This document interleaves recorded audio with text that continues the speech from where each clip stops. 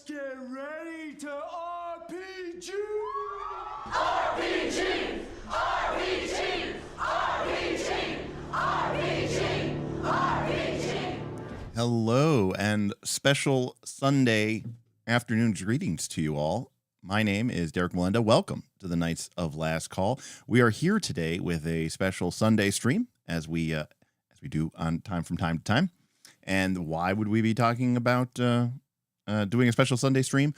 Well, you know, we might have said, well, Derek, there wasn't a poll on the Discord, and there was no special tip goal this week for a Sunday stream. Yeah, that's right. This one's coming to you live because I wanted to do this stream. I actually wanted to do this stream Thursday when this book released, but the patrons voted for something else. So we talked about GMing skills instead. But I definitely went out of my way to try to make that stream happen. And you know what? The patrons spoke, and we talked about GMing skills instead. But you know what? I have a channel. I can go live whenever I want to. So here we are on Sunday, our system stream day, talking about the newest releases from Fabula Ultima. And specifically, we are talking about their ongoing Atlas series, where they cover sort of the major genre elements of your typical JRPG. And of course, last year they released High Fantasy, and we talked about that book. And then just this week, a little bit premature apparently, but it nonetheless, it's out there in the wild now. They released Techno Fantasy. So today we are going to be talking about Techno Fantasy. Now, I bought the book immediately as soon as it dropped, as soon as we got the ping from Emmanuel that it had dropped. And then I immediately downloaded it, and I have not really taken a look at it. Now, I'm familiar with some of these things because this was, you know, again, shout out. I mean, all honestly, all props to Emmanuel. Just an incredible person in general, but a very, very, very proficient, skilled, talented game designer. But more importantly than that, is also very, very open with their designs, open with his playtesting. And so a lot of these things have been, you know, working their way through the community for the last year or so. So just, you know, it's really interesting and surprising to see such a incredibly responsive game designer as part of it, and really being so connected to the community. So anyways, we are going to be talking today about Atlas High Fantasy. So, yeah, we're going to get into it. Let's bring it up. There we go. Boom. All right. All right. Let's take a look. See if we can make this a little bigger. Probably not too much bigger, honestly. All right. So again, this is part of the Atlas series, and if you remember from the original Fabula Ultima book, you know, in that book, the game talked about three sort of categories or three sort of concepts of genres that you could find as part of the sort of JRPG package. One was high fantasy, one was techno fantasy, and the last one was natural fantasy. And of course, very soon after the game released, we got our high fantasy book. Now, this year, we have the techno fantasy book, and anyone who is a part of the Fabula Ultima community knows that the natural fantasy rules have been sort of out and about and floating about in the playtesting sphere. So just an incredible release schedule and just kind of getting it done. So we start off here with what appears to be a very classic, you know, there could be no doubt that there's always a little bit of element of anime inspiration, perhaps, in Fabula Ultima. Certainly none more so here than with techno fantasy. And of course, for me personally, when I think techno fantasy, obviously I think of some of the great sci-fi JRPGs, you know, the Xenogears, the Xenosaga, the Star Ocean games. But really, honestly, the game that really comes to my mind is Final Fantasy VII. And I think a lot of the themes that they're going to discuss in this book are really going to resonate for anyone who's played Final Fantasy VII. And, you know, I remember being surprised at how, in a weird way, how influential that game was for me personally. because up until that point, I mean, Final Fantasy VI had to a certain extent an element of sort of magic punk, magic, magitech, but I was pretty much a dyed in the wool. My RPG meant fantasy, and that's full and stop. If there were guns, then it wasn't something that I wanted to play in an RPG. I mean, I like Star Wars and I like Star Trek, but I left those as Star Wars and Star Trek. For me, fantasy meant dragons, it meant knights, and so the idea of playing an RPG with guns or cars or a motorcycle, or helicopters or planes was completely not a possibility. But when I was 15 or whatever, Final Fantasy or 16, whatever, Final Fantasy 7 came out, and obviously that game had guns and had motorcycles and had cars and had planes. So it had a really fairly outsized impact on me as just in RPGs, and obviously that was console-based RPGs, but it very specifically, I think it kind of expanded my concepts to tabletop role-playing games as well. All right. So again, we've got a couple things. Also, by the way, thank you to the incredible support that we get from our patrons over there at Knights of Last Call. It's there was a conversation going on today about content creators and all this other stuff, and it just really once again made me aware of how thankful I am to this incredible community that's chosen to support us, because it allows me to do streams on whatever I want to talk about. And obviously the patrons are there to support me and support Bob and Smith, and if I didn't have that, there would be a lot of other pressures, and I don't think I would enjoy this, not nearly as much, maybe not even at all, if it wasn't for the support that we get from those pokes. So thank you so much to our patrons, and if you're not a patron, well, then you can thank them too, because it's because of them that we're doing this stream today. All right, so this is the back of the book, but we kind of get a cover of what we're going to be talking about here. We got 3 new classes: the Esper, the Mutant, and the Pilot. And again, this is going to be talking about that high tech. And again, it's not just sci-fi, right? There's a genre element to it, there's a theme element. This is one of the things that I think Emmanuel's so good at understanding, is that it's not just about the setting, it's also about the tone, the genre. What are the issues that we're really focusing on here? It's high tech, but sure, it's dystopian, right? The heroes are outcasts. They're fighting for inequality. They're fighting inequality. They're trying, while merciless villains commit any atrocities to safeguard their privilege, restore hopes to these lands ruled by corruption, as the most famous JRPG resistance movements did before you, right? And what we're talking about here, right? We're talking about Avalanche, right? We're talking about the what are they called? Oh God, from Final Fantasy VI. The Revengers or something. I can't remember exactly what my mind's blanking, but it's the idea that it's not just about sci-fi. It's also about the idea that in a world of technology and privilege, it creates, vast wealth gaps, and our heroes are fighting on the side of the downtrodden, right? They're fighting on the side of the oppressed. Thank you, Solana. The Returners. Thank you. Would I say the Revengers? Yeah. Okay. The Returners. Thank you. So we got 3 new classes, and of course, remember that Fabula Ultima. Calling them classes, I think, was a nod to the needs of the RPG community. They're really more like jobs, and you can mix and match these. So when they just add, getting off on a soapbox here, but one of the things that I don't like in some cases about D20 Fantasy, if you're playing in a campaign, even one that takes, only 6 months or a year to play, and the core book had 12 classes. By the time your campaign's finished, 8 new classes have come out. What good is a new class coming out for you? Because you're not going to maybe even get a chance to play it for another year. You can't just, even if you want to just be like, oh, well, I'll just multi-class, assuming you're playing in a game that allows that. And you're like, yeah, but it's not the right stat for me. I can't even really use it. What's so cool about Fabula Ultima is that you can literally, in the middle of a campaign, start picking up some of these things. Now, obviously, these ones here are very more specific to the content at hand, but it is still something really, really sweet that you can mix and match. So again, this wouldn't be an atlas if we weren't talking about 10 fantasy locations, in this case, techno fantasy locations. We have new rules for forging high-tech ultimate weapons using customized weapon rules. Cool. Quirks, more optional rules that add extra depth to your character. I personally really like these.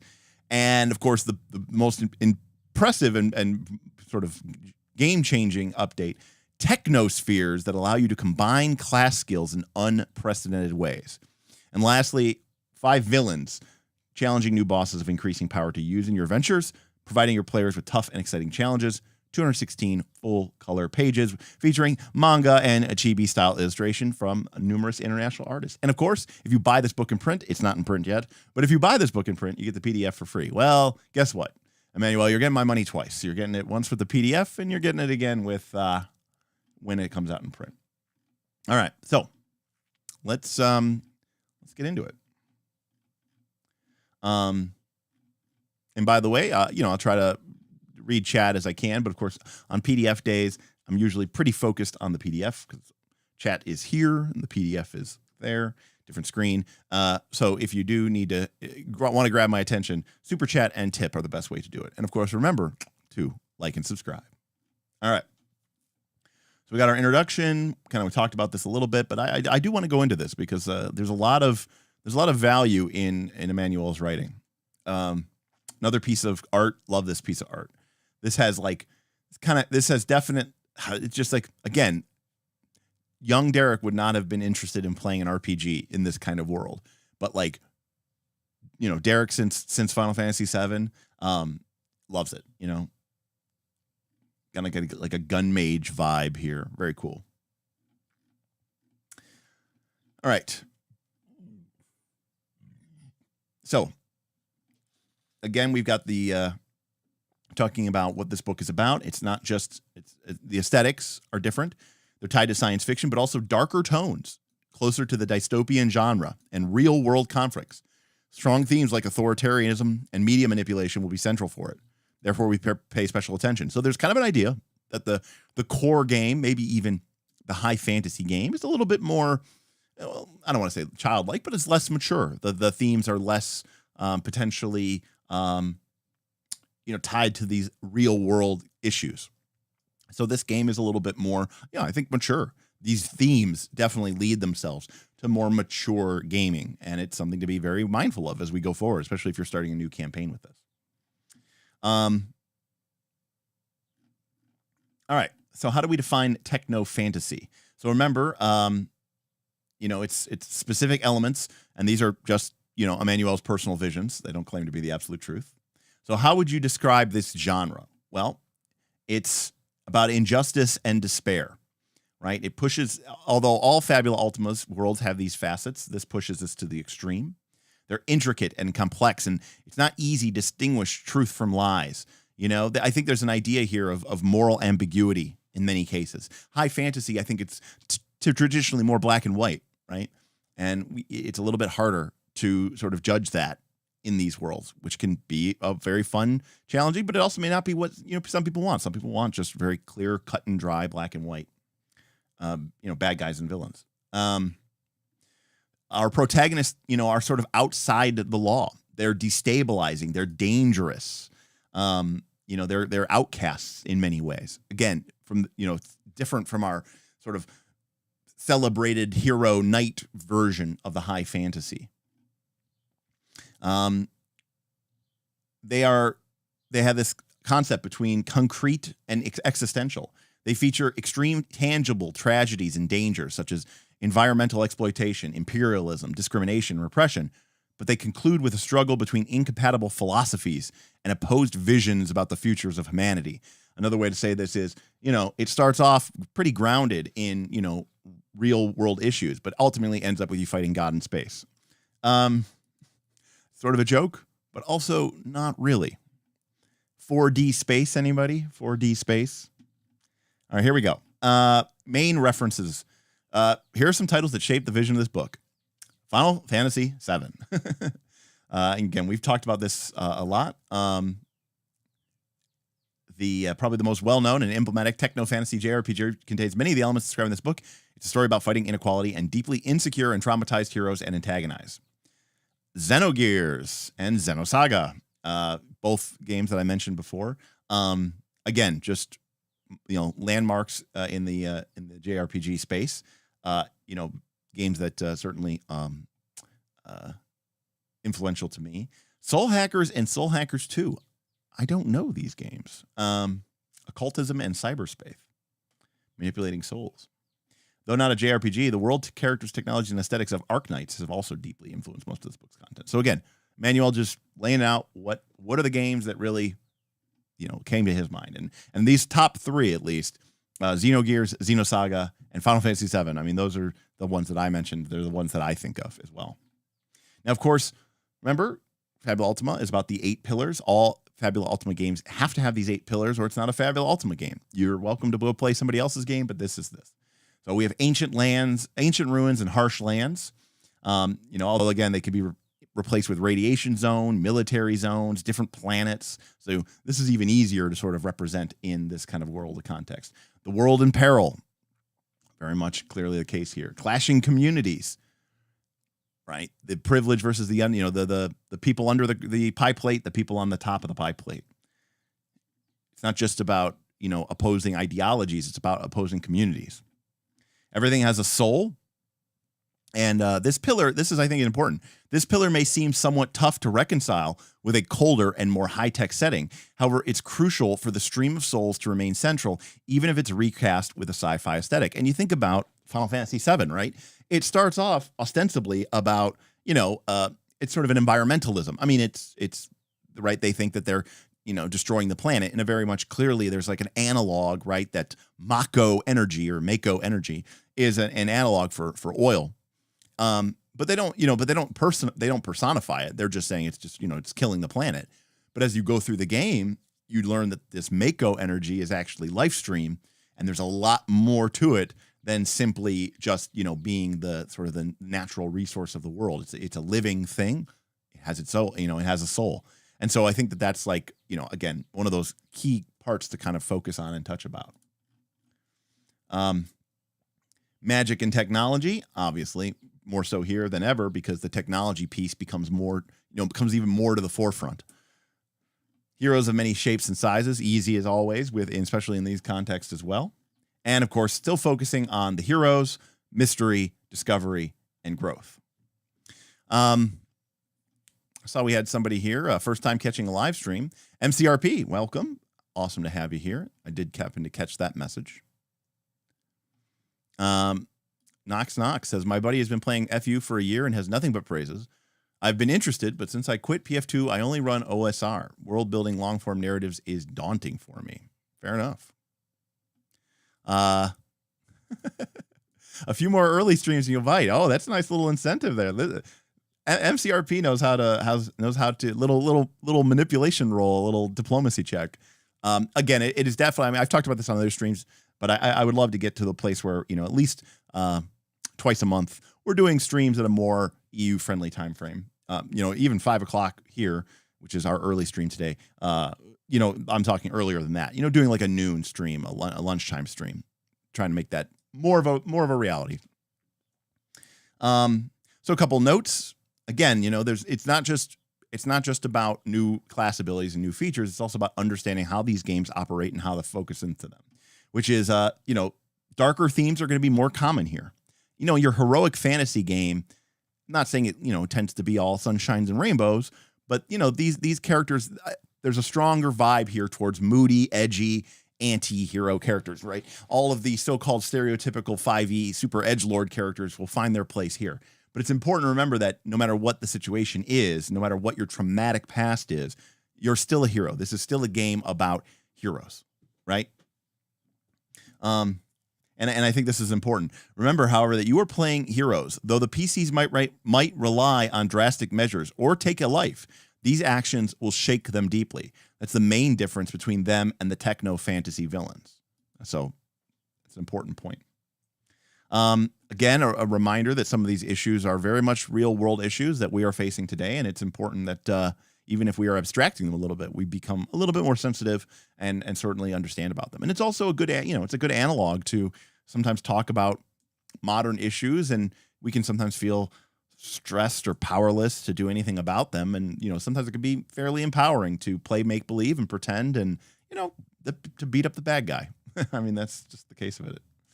But also don't forget about hoping and dreaming and remembering to breathe. The game can't, right? You got to go race golden chocobos and go play at the Golden Saucer, even as meteor crashes to Earth. So it's really important to do that.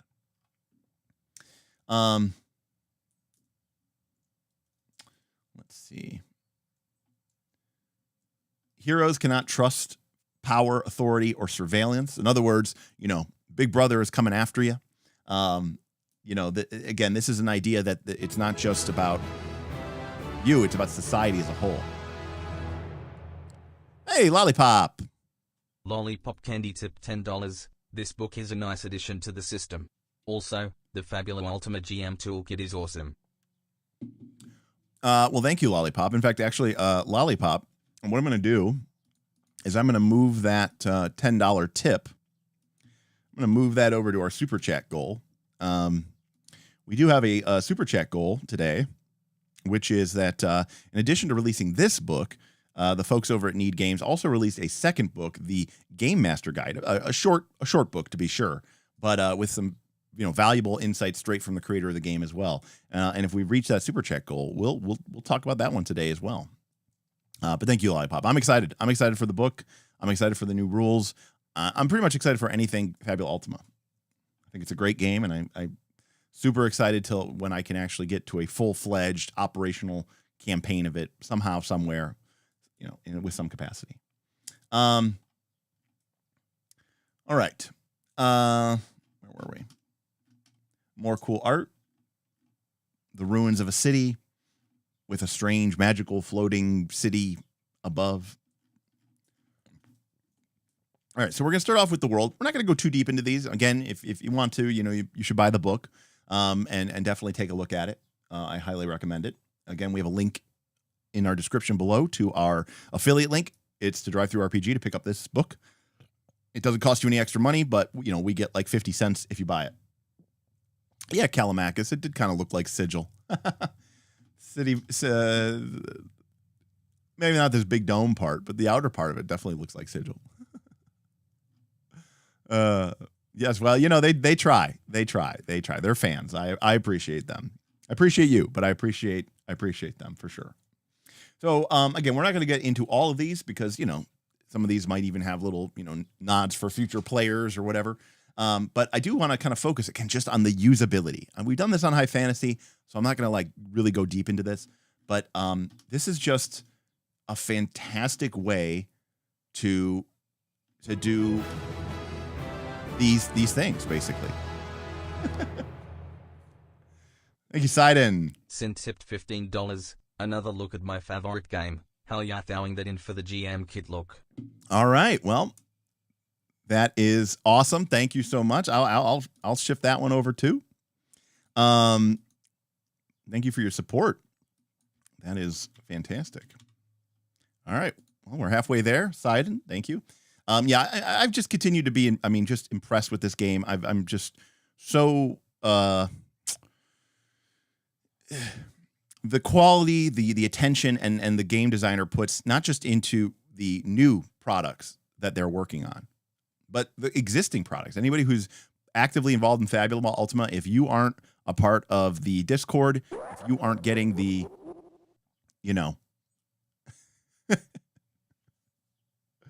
oh, Alexander coming in huge with 40 pounds.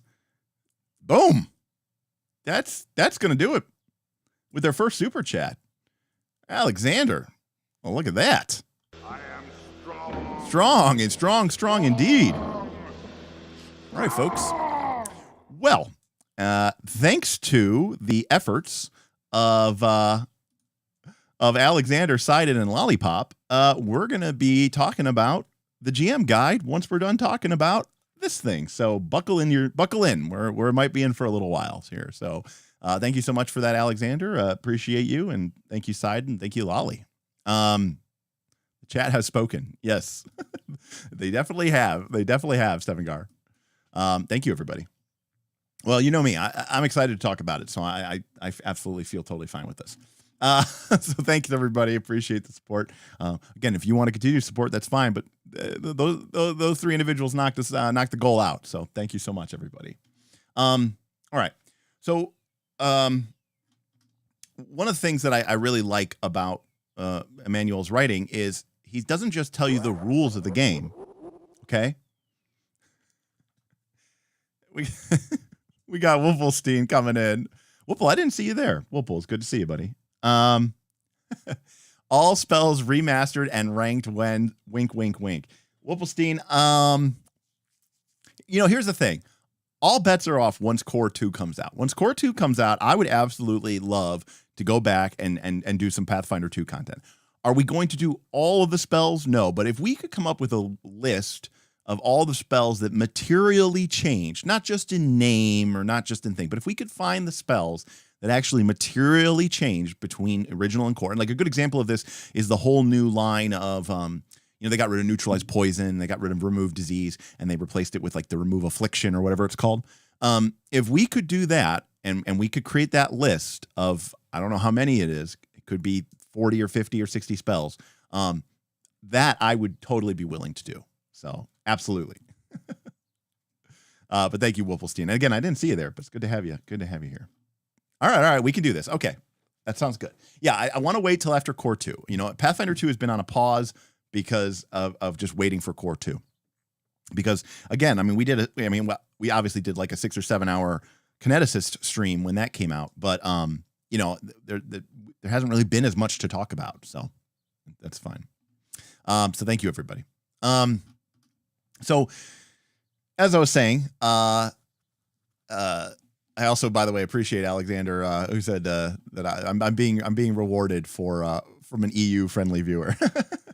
So yeah, again, I understand we got a lot of maybe that says something about the fine folks over there on the other side of the pond, but we have a lot of fans over in Europe, not just fans of the show, but patrons as well. And so I'm definitely going to try to make more of a concerted effort to get these EU friendly streams up. So yeah, I'm glad you appreciate it. All right. It's actually legit. It's not just something I can't poison and manipulate them all because they're all scattered around the world. So one of the things I really like about Emmanuel's writing is he doesn't just tell you the rules. He also tells you how to use them. And he gives you ideas, and he's hand-holding you through how to use and how to create. Because when you sit down to play a techno fantasy game, what are you trying to do? You're trying to create the same feeling of explosions and energies that you got when you played Final Fantasy VII, except you want to do it with your friends and you want to make this cool collaborative game experience. So, not only are these locations kind of ripe for that, but he's also going on his way to talk about what are the GM, what's in your bag of tricks? How do you start with this? And he describes to you here to continue to focus on inequality and oppression. To start with a bang. I mean, think about Final Fantasy VII. I think, for my money, the original. I don't know. I haven't played remake. Probably will never will. But the opening of Final Fantasy VII is like one of the greatest things of all time. You've got this beautiful musical scene. There's some sort of weird energy. You see this girl. It pans back. And then you're in the middle, and then a car zooms by, and you're like, okay, this is not the Final Fantasy that I'm used to. Zooms all the way back, that amazing opening track, this huge city of Midgar, and then it zooms in, that zooms in on the train, the right Avalanche members come off, Cloud comes off, and then you're in a fight, right, against two Shinra soldiers. It's like, boom, that is how I want every campaign to start, okay? That is, for me, like, it's just so incredible. So I think this advice here is fantastic, which is to start with a bang, right? Get into it. And so just great advice, told through both the sidebars and the not sidebars, just fantastic. Variable scale, how do you find an opportunity in here to create all sorts of different scales? High fantasy games, I struggle with this sometimes, right? High fantasy games, your standard D&D game, everything kind of feels the same because it can be difficult to do things at such a large scale. But when you get to techno fantasy, this is where you get to things like, again, it says like an ecumenopolis, right? A whole city world, or like, a gigantic Dyson sphere or a ring world, or just, these fantastic, planetary factories that make planets, right? Just you can create these crazy scale of things, which I love. Rebellion, technology, society, right? Just fantastic advice throughout the whole throughout the whole book, and just fantastic. So again, I'm not going to go. We've got 1, 2, 3, 4, 5, 6, 7, 8. We've got 8. 1, 2, 3, 4, 5, 6, 7, 8, 9, 10. We have 10 of these example locations, which, you know, and again, you might think, Derek, you're a seasoned vet. I bet you don't ever use stuff like this. Nope. I use stuff like this all the time. I paid good money for it. Why wouldn't I use this stuff? It's why I buy these books, because I want to be inspired by other people's great ideas. I'm kind of lazy and I want to use other people's good ideas. So you bet your ass, if I was playing a Fabula Ultima, I'm not saying I would use every single one of these, but am I going to throw in the Dwelling of the Gods Axis? Absolutely. Absolutely. I'm going to throw this in because it looks cool. It's awesome. And I want to use it. So again, what's so great about these locations is they're short, they're sweet, they're to the point. In fact, it would be against Fabula Ultima's sort of core ethos for it to sit there and describe for you everything about this city. So instead, what we get, I love these things. We talked about these in the high fantasy book, but you get the whole city at a glance.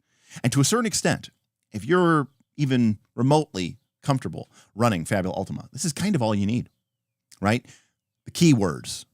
Right? What should be dominating the challenges, the monsters, the villains? What's going on in Axis? What are the themes that you should be driving on? By the way, this is really no different than looking at a player character sheet, right? They have themes, they have identities, they have origins, and this is the same way. What's the terrain like? Steel, cement, and gardens.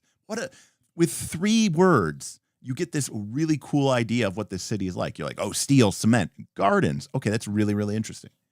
You get the information for the travel rules, right? For the travel rules. What are the elemental energy types that are common? What are the ones that are rare? So what are the energy types that should be used here so that you can sort of mechanically tie the whole environment together? And then what are some dangers and discoveries ready to go in your pocket? So this is just at a glance. Then great collaborative world building questions for the group. Do any of you descend from the people of Axis, or have you dealt with them in the past, right? This could be a great question to ask as the party gets there, or the party is making a roll to see if about knowledge or information that they might have, or maybe a good when someone spends a Fabula point for an opportunity, right? Knox, I do think this is very reminiscent of this sort of OSR layout and philosophy, which is the idea of, we don't need to give you literal step-by-step instructional blueprints, because we don't want you to play our game, right? We want you to play your game. We want to empower you to play your game, and we want to inspire you. And so, I know a lot of people can be very frustrated with this, but to me, this is what I want out of a game. Here's some, what does a feature look like in a dwelling of the typical dwelling of the gods? Should include at least one of the followings: harsh laws, shameless governor, futuristic architecture, right? And then it talks about the villain's plans. Again, which villain? It's not like a specific villain, no, but it's talking about the themes that you can use in order to make this location come to life and make it seem like it's an appropriate place so that it can really stand out in everybody's minds. Here are some story hooks, right? When bringing Axis into play, the GM may use the following points to enrich the story by introducing artifacts, villains, discoveries, and rewards. And it's just, here are a bunch of hooks. It's fantastic. I've talked about this before, but like one of the reasons I really love the Legend of the Five Rings books is because they do such a great job when they're talking about the lore of stopping and giving you a big sidebar, and it uses a consistent formatting of here's how you kind of use this idea or this concept as a story hook. Now, obviously, those are big books full of lore. This is just focusing just on those hooks, but I think that that's such an effective and efficient way to deliver information.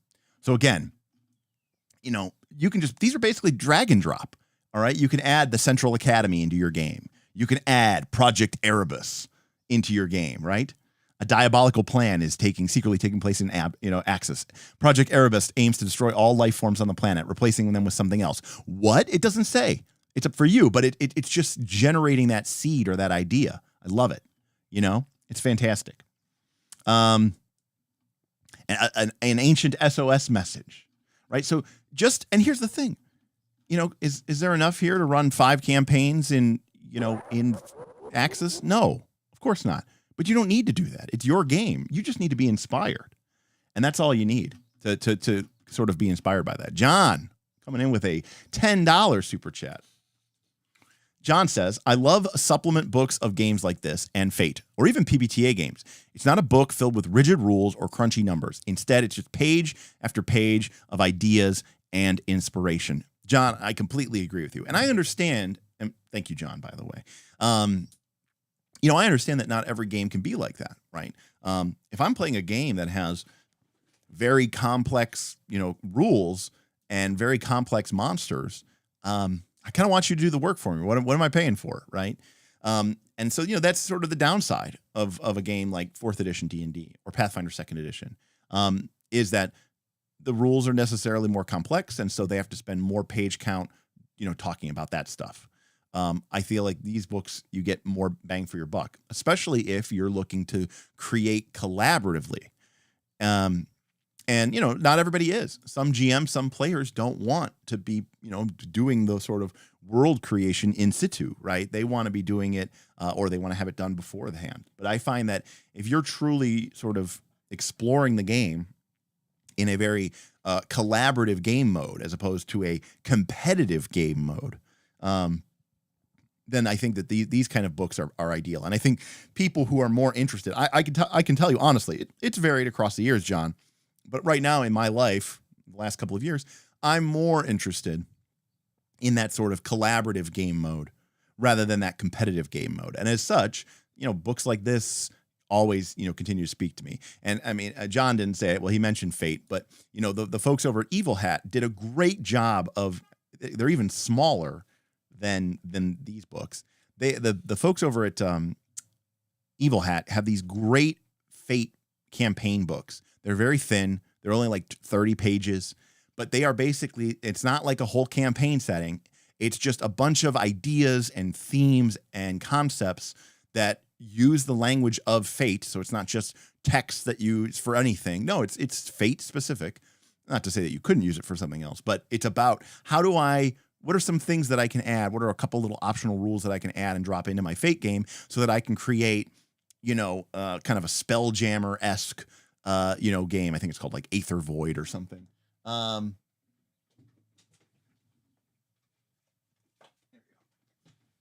knew I had it in the book, but anyways, like this is an example, by the way. You can see how thin it is. It's only like 50 pages long, but this one here, save game is very much about like, you're a inside of a computer game. It's very much like Reboot or maybe Ready Player One. And then this is what I was actually talking about, which is the Aether Sea, right? It's kind of a Spelljammer, old west, old timey ships, but you're sailing in the expanse of stars with like magic and stuff like that. So these I think are just fantastic books.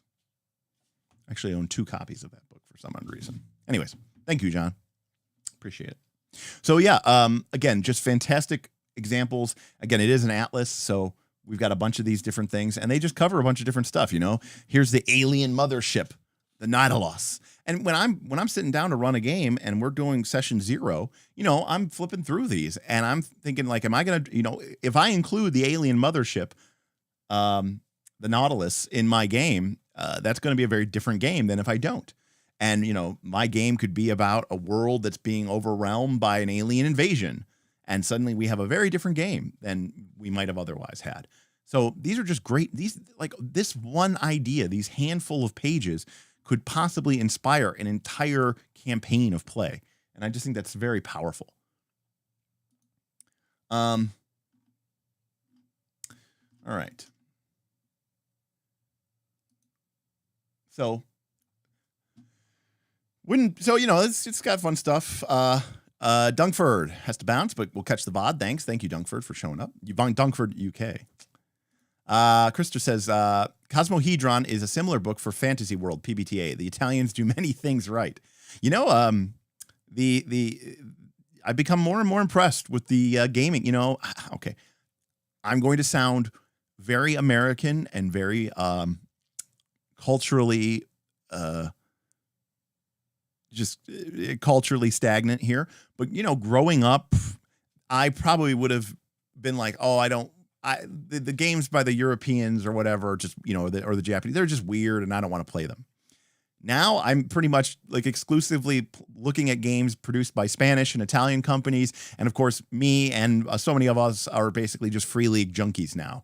And now I feel like some of basically the best games are coming out of, the non-American gaming world. And so I'm here for it. I think it's really, really cool. I think it's really, really interesting.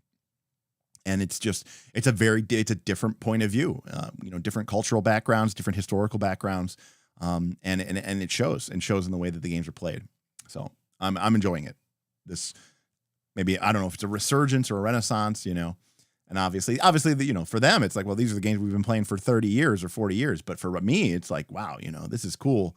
Dragonbane is cool, so, but it wouldn't be, one of the things I respect is, you get this book and it's like, okay, so it's all just a bunch of like information and themes, and nope, there's got crunch to it too. So this is new for me. I actually don't know these rules. So these next pages will help us build techno fantasy conflicts. These explain the rules from a rules perspective, but they also focus on the narrative tensions at play. At the core of techno fantasy conflicts are dynamics in which one side wields a crushing power over others and can influence, manipulate, and reap profits from its privileged position. It starts with the power of the few over the many and will not stop until they transcend humanity itself. Whenever you create situations based off of this, pay attention to who gains from it, its most obvious manifestations, its subtle manifestations, kind of a nice little dichotomy there, connections to the PCs, and those who rebel. And again, kind of explaining, if you're going to make conflicts, what did I say? From the mouse card stream, right? It matters not what we fight, but what we fight for. You need to understand that these characters are, in this genre, are kind of inherently politically motivated. So a lot of information here about, showing and highlighting the sort of nature of that. And that's how you get that tone and that genre across. So just a ton of information here. So here we have, now again, remember, we know that this game is sci-fi kind of esque, Xenogears. So we know we're going to have mecha. And we're going to have spaceships and stuff like that. So we've got rules here for vehicle scale battles. So the following optional rules provide greater mechanical depth to battles involving transports and or creatures whose size is closer to that of a vehicle. So we got our kaiju covered here. Now, of course, remember, this is Fabula Ultima. This isn't Pathfinder 2nd Edition. I don't expect this to be this extremely complex set of rules. I expect it to be, some optional ideas so that we can use the existing mechanics of the game in order to sort of tell the story that we want to tell. Creatures and transports are broadly divided into three sizes. We have small scale, which involves individual characters and the majority of creatures, as well as pilots driving vehicles with the exoskeleton frame. Okay, so that's our sort of personalized mech, right? Like the maybe power armor or a Firefly, not the ship from the show, but the Firefly mech from MechWarrior, right? The individual sort of characteristic. Medium size includes the majority of land vehicles, boats, tanks, jets, starfighters, as well as pilots driving steeds or mecha. This size category also includes imposing creatures such as dragons and giants. Okay. And then large includes galleons, aircraft carriers, airships, spaceships, walking fortresses, and rare colossal beings such as space whales or titans. These are entities that the PCs won't fight directly in most normal campaigns, right? Okay, so we got our things. Entities above large scale, such as a planet-sized starship, aka the Death Star, are to be treated as environments and do not participate in conflicts. But the group might fight a portion of them, such as a large-sized antimatter canyon, aka the Death Star. All right, during combat, they interact in the following ways. Small entities, aka our PCs at normal size, or in maybe like an exoskeleton frame, can interact normally with small and medium entities. They can also affect large entities, but only through clocks, projects, and rituals. So there's like an element here, right, of Blades in the Dark, of the idea when you're talking about understanding position and effect, and when you're judging effect, aka how effective are you, of understanding components like potency, quality, but also scale. And so what this means is that if we are an individual and we're going up against a large size thing, we cannot just, we cannot attack it. We can't hit its hit points. Even if it is like a gigantic being, right? The highest that we can do here are, dragons and giants. But if we're in medium, then we can interact with things of any size. So for example, we can interact with, the walking fortresses and the space whales and the spaceships because we're now in a mech. Lastly, large entities can interact only with medium and large entities. However, if a large entity causes a small entity to lose any amount of hit points, that small entity is automatically reduced to 0 hit points. So when you're basically, what this really comes down to is, if you're at that personal scale and you're going up against something truly dramatic, it's a very different type of conflict. Basically, if you're hit once, you're dead or, well, taken out. And on the other flip side, if you're small, you're not going to be able to use your normal bow attacks and weapon attacks. You can only affect that large scale thing through clocks, projects, and rituals. So it's kind of an interesting way to sort of frame the dynamic. I also definitely see the fate influence coming through here as well. I do as well. Mind blown. Do you hear the people sing? I can't not shout out a Les Mis quote. I'm so used to the JRPG person parries a mountain-sized god that I never thought of size causing conflicts with techno fantasy tropes. Interesting. There's something to be said though, like at maybe at the very highest of levels, that even though your characters are technically small, they're so powerful. They're treated as medium size. They have the power of a star in their heart. The expectation is that small and large entities will almost never interact directly, since one would quickly annihilate the other, right? So it does create this, difference. Vehicles as NPCs. If you need to create a full profile for an enemy vehicle, you simply design it as a creature belonging to the construct species. Perfect. If it's operated by a villain, it must be treated as a form of that villain, and therefore gains access to their ultimate points. If the passengers of the enemy vehicle can keep fighting after the transport has been destroyed, they must be treated as a second phase of the battle and given a separate combat profile. In a battle where the PCs are aboard vehicles and face off against human-sized troops, describing those troops as swarms is a simple but effective way to express the sheer scale of the group battle. The same method works well for conflicts where the heroes fight aboard their group vehicle against flocks of adversaries or enemy fighters. As always, the aim is to avoid unnecessary complications, taking advantage of classic JRPG-style conventions to handle a wide range of varieties without changing any of the rules. And this is something that Smith and I talk about all the time.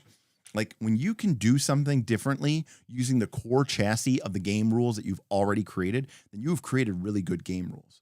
So this is, obviously this game, being JRPG-based, has things like, different forms, of the villain, and things like mechanical support for things like phases of the battle, right? And I mean, I think this is something that most people end up doing in their games anyways that have any sort of video game influence. This game actually makes that part of the conversation, right? This is not just some, and again, why? Because other games, traditional D20 games, that includes 5th edition D&D, that includes Pathfinder 2nd edition, for them, the game is supposed to be this kind of simulationist thing, right? Real creatures, it doesn't matter that it's a dragon, they don't have phases, right? They don't die and then come back in a new form. That's not what real creatures do, even if they're fantasy creatures. And so there's this obsession with sort of this fantastic realism, the simulationism. And this game isn't as concerned with that. This game is more concerned with the emulation and the gamist components to create the sort of storytelling experience that we're going for. And, I think we're at a point now where a lot of us, when I destroy the villain and then he starts laughing and he goes, ha, ha, ha, I am the hatred. And then, Zemus becomes Zeromus. I'm like, hell yeah, that's exactly what I expected. That's what I wanted to have happen. I don't want it to be realistic. I want it to emulate the games and the genre that I am a big fan of. All right. So how do we get our own vehicle? The last optional rule is more complex and is available to those PC groups who have attained a medium or large vehicle, aka your mech. But you can also do a group vehicle.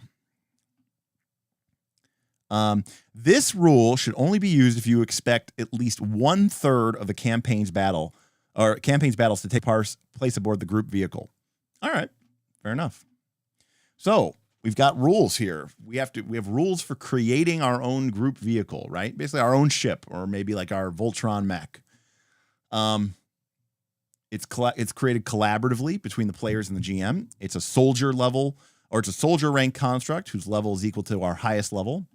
Whenever we rest in a port or a shipyard, the vehicle's level is updated, becoming upgraded to the next highest level. And its profile can be modified and rewritten, again, collaboratively. It can have 3 basic attacks, 3 more skills.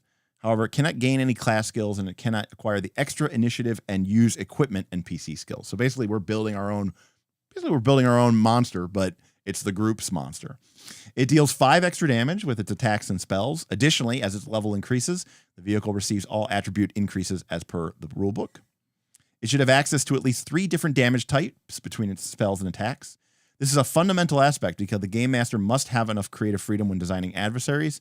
It does not have initiative score. And make sure to give it a memorable name. All right.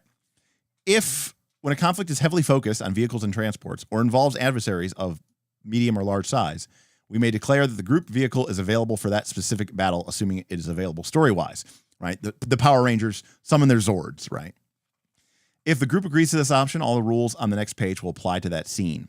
In order for the game to go smoothly, the conflict should only include the PCs and their enemies. Any allied NPCs should be limited to scenic extras, or just join the battle aboard the vehicle. All right. So we can either join as a crew member of the vehicle, or we can join as an individual PC located outside the group vehicle. This second option is designed for pilots whose personal vehicle is of the appropriate size, aka you've got your own mech. The vehicle cannot participate in the initiative check, but the crew members can.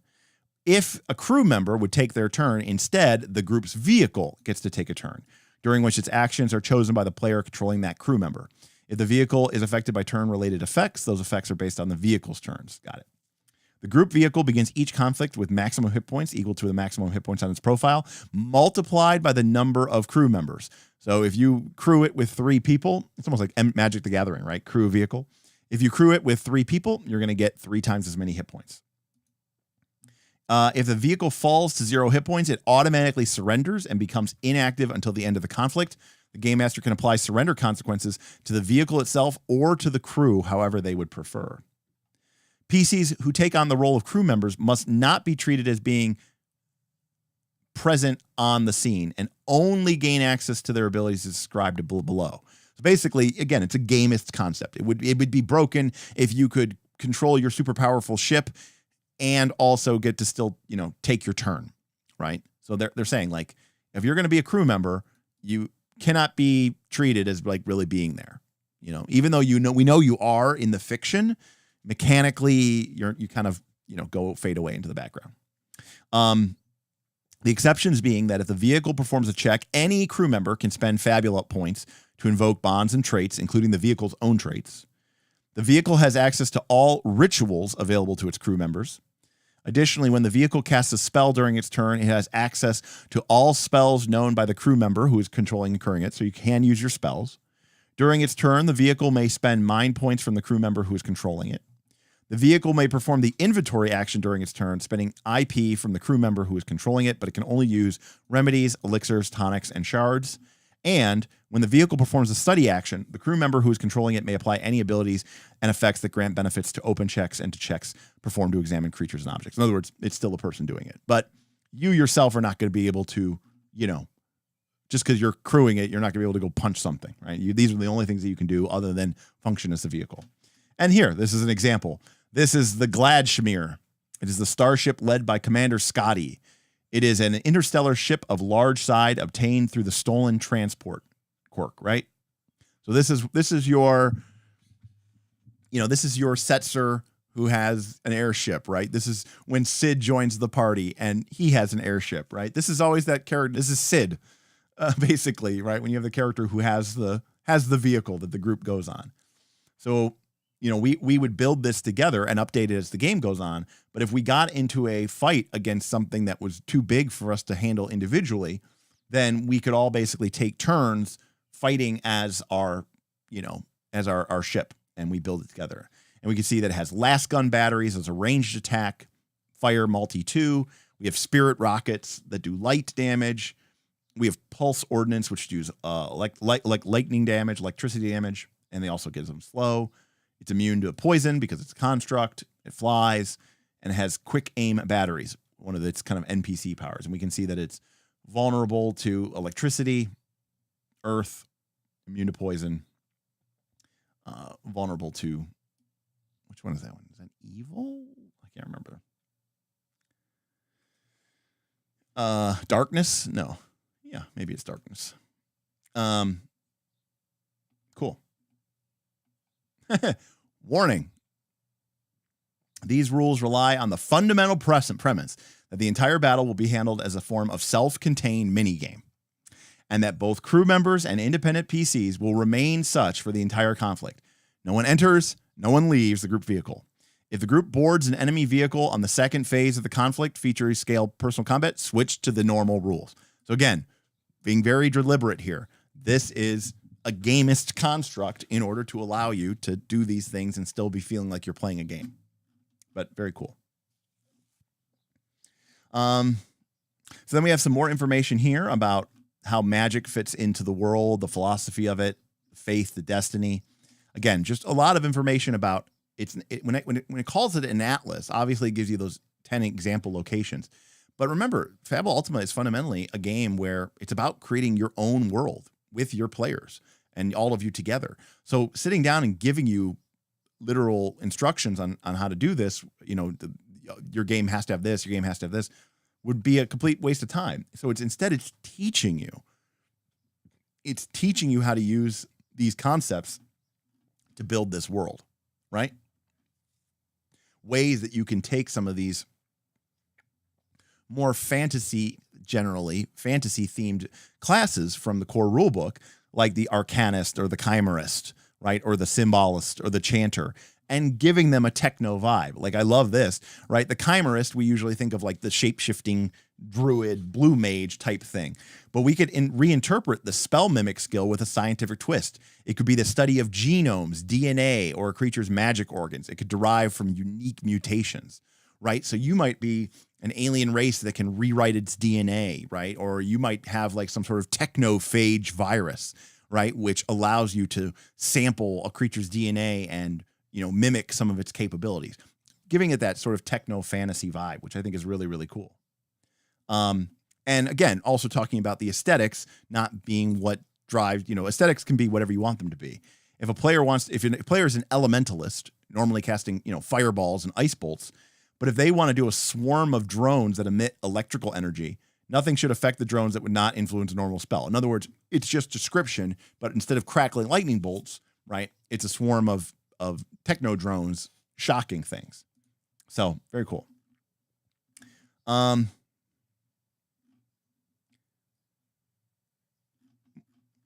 More stuff and information to add cool new concepts and ideas. This is the idea of, although it's not mandatory, they do benefit from this tweak. So he's saying, look, you don't have to do this, but I think it's pretty cool. Maybe you make this tweak. This transforms the stream of souls, which is mentioned amongst the game's pillars, into a soul network. Basically giving you kind of that access to this sort of, the net, right? The nexus, the dark web, whatever. It gives you sort of that cyberpunk vibe as well. The soul network could be a self-contained space. It could be cyberspace or a parallel universe. It just gives you, with the idea of, hacking into it, very matrixy, right? Like another world that you can enter. Very cool. And information for how to use those.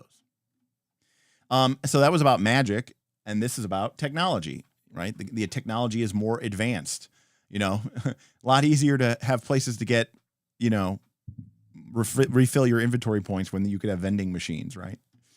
So just, again, this shouldn't be too difficult because we live in a technologically advanced world, but, good information here anyways. Information about cybernetics, and prosthetic limbs. Very cool.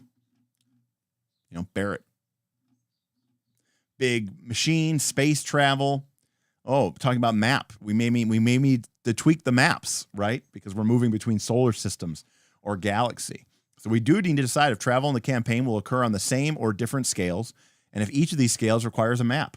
We can download new interstellar and interplanetary sheets on fabulaultima.com. So they do, you know, we have new sheets in order to help us with some of these larger scale transportations.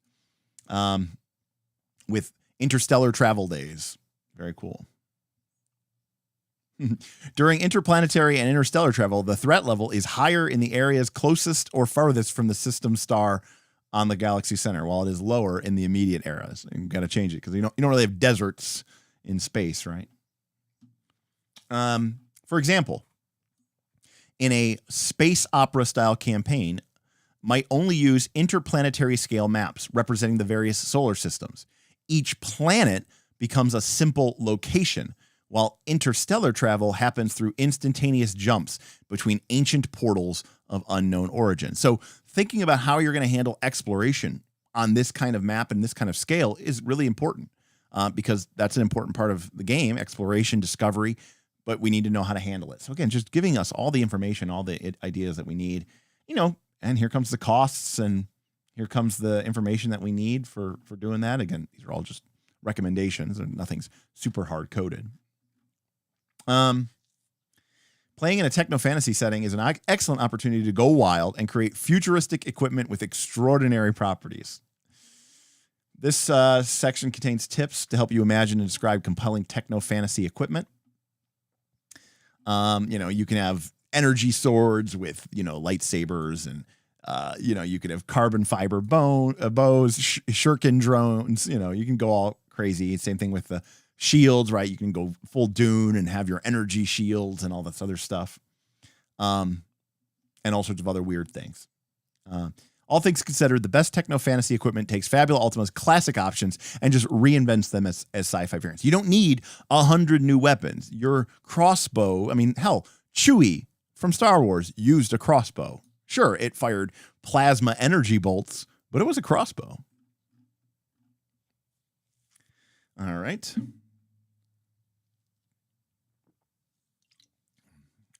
No matter, and even though we're talking about using, you know, lightsabers and energy bolts, it's still the normal rules. You know, they don't instantly kill you or anything. I believe actually it was called a bowcaster, I think is what it actually was, the name of the weapon. If I'm correct, I think it was called a bowcaster. I'm sure some Star Wars nerd in the chat can confirm. Karama. But what if my gun doesn't have the word space in the name? Is it really a space gun if it's not a space crossbow or a space dagger? So the basic equipment will handle most of what you want to do, but it will not cover all the needs. For this reason, we recommend using the rules for custom weapons and allowing the purchase of rare items during character creation. But you still need to pay for these objects using your starting Zenith. So this is basically saying, look, you're going to have weirder weapon than anything. And you know what? This is probably the genre where you want to use custom weapons or rare and be able to have people have rare items from the start. You know, there's that classic vibe. I mean, I actually would probably do this in high fantasy as well. Like, I'm totally fine in this kind of game, like with a starting character having a really cool and unique item. I know it's part of like our fantasy trope because we're used to D&D, right? That new characters start with just, you know, the basic items that you could buy from the starting town, right? I mean, that's kind of part of the trope of fantasy. So, you know, I understand why this is considered to be more of a techno fantasy thing. But I think like a starting character starting off with like, you know, a really cool sword, even in like fantasy, like a rare weapon, I think is cool. I know it's not part of our normal concept, but it is. All right. If even this is not enough for you want equipment modding to become a key aspect of your campaign, you can use the optional rule for technospheres described on page 130, and that's what we'll get to here in a little bit. You know, great ideas of how to name your items and where they should come from, and just fantastic. Just again, just the most helpful advice that, you know, I was just doing on the GM skills, talking about how hard naming is. And so here's an idea of like how to be inspired, and here's some examples. Good stuff. So here's some sample. Again, remember, everything in this game can be basically custom modified. You know, everything in the book is just a sample so that you know how to create stuff. You should be creating stuff on your own. But, you know, we've got, you know, the Therion Ripper, the Carbon Bow, the Ignition Spear, the Interface Ring, the Scale Thresher. And again, I love the sort of 8-bit style art of these weapons. I just think it's awesome. And these are rare weapons, right? So these are normally not something that your character could start with. It's saying, but maybe they do start with this in these kind of campaigns. The RN Generator. The Seismic Pillar, the Sniper Rifle. Here's some armor. We got the Bio Cloak and the Psi Skeleton, the Ballistic Shield. So I like this. Spare magazine. Once per scene, after rolling an accuracy check with a firearm weapon, you may re-roll one of that check's dice. That's pretty cool. I think that's a cool little idea. It's a cool little nod. Med kit, Omnidex. Very fantasy, or very techno fantasy appropriate. Okay.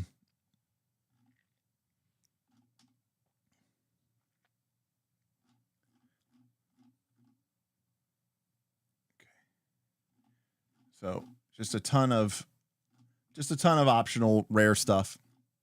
And then talking about artifacts, and, you know, again, just like in the core book and just like in High Atlas, High Fantasy, again, artifacts aren't really statted. They're more narrative, right? They move the story. And I'm not even going to really focus on these because these might be things that a GM wants to use. But like, you know, I mean, you can easily see like a cloning vat, right? Like, I mean, if you're familiar at all with Dune and you know about, you know, exotl tanks and Golas, right? Like, you can understand how like some of these ideas of these things could really be the basis of an entire campaign or an entire campaign arc. And so, you know, I like the idea that these things do have game mechanics, but they're not like artifacts in the sense of it's like, here's like a list of buffs and boons for your character. It's more of just like, it's something that can change the game and push it in a new direction, you know? So, you know, as an example, we'll take this one here. The Universal Source Code, a featherweight globe of iridescent, vibrant light. And by the way, Emmanuel did say that this did get published early. They weren't done doing all the proofreading. So he did say, if you do find any typos, to let him know in their Discord.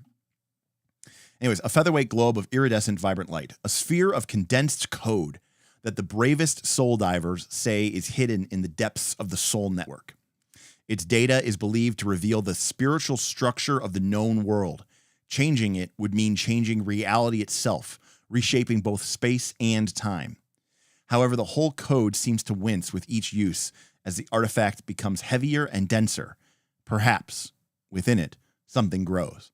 I mean, I don't need to tell you, but like, you know, this could be the whole point of the campaign, right? This is what the villains are after. This is why they keep hacking the soul network. This is why they've, you know, gained total, you know, it's almost like the Easter egg from Ready Player One, right? Like you have this whole villain corpo network, and they're, you know, into the soul network, and it's become very corporation. But then what people are realizing is that what we think of as the internet is actually like the world's soul, and it's slowly being consumed by the pollution of the people being there. And it's because the, you know, the Uber CEO / villain of the campaign is seeking the universal source code, right? And if they can return to the source, then they can reshape reality, you know, and blah, da, da, da, da. Like that's a techno fantasy campaign right there. Boom. And what did I do? I took this inspiration. I sprinkled on a little Ready Player One, a little Final Fantasy VII, and maybe a little Matrix, right?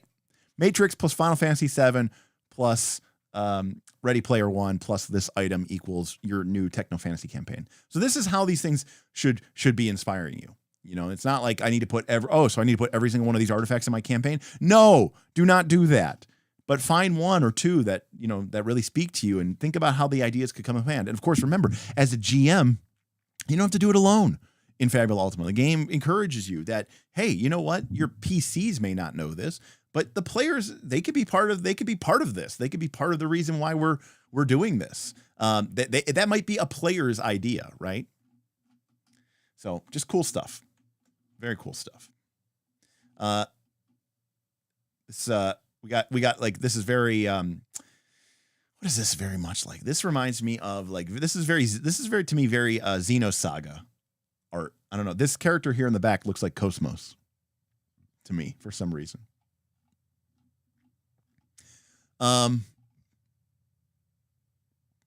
Kalamakis says, or you could play it as something evil whose power you have to use, but each use makes it closer to being released.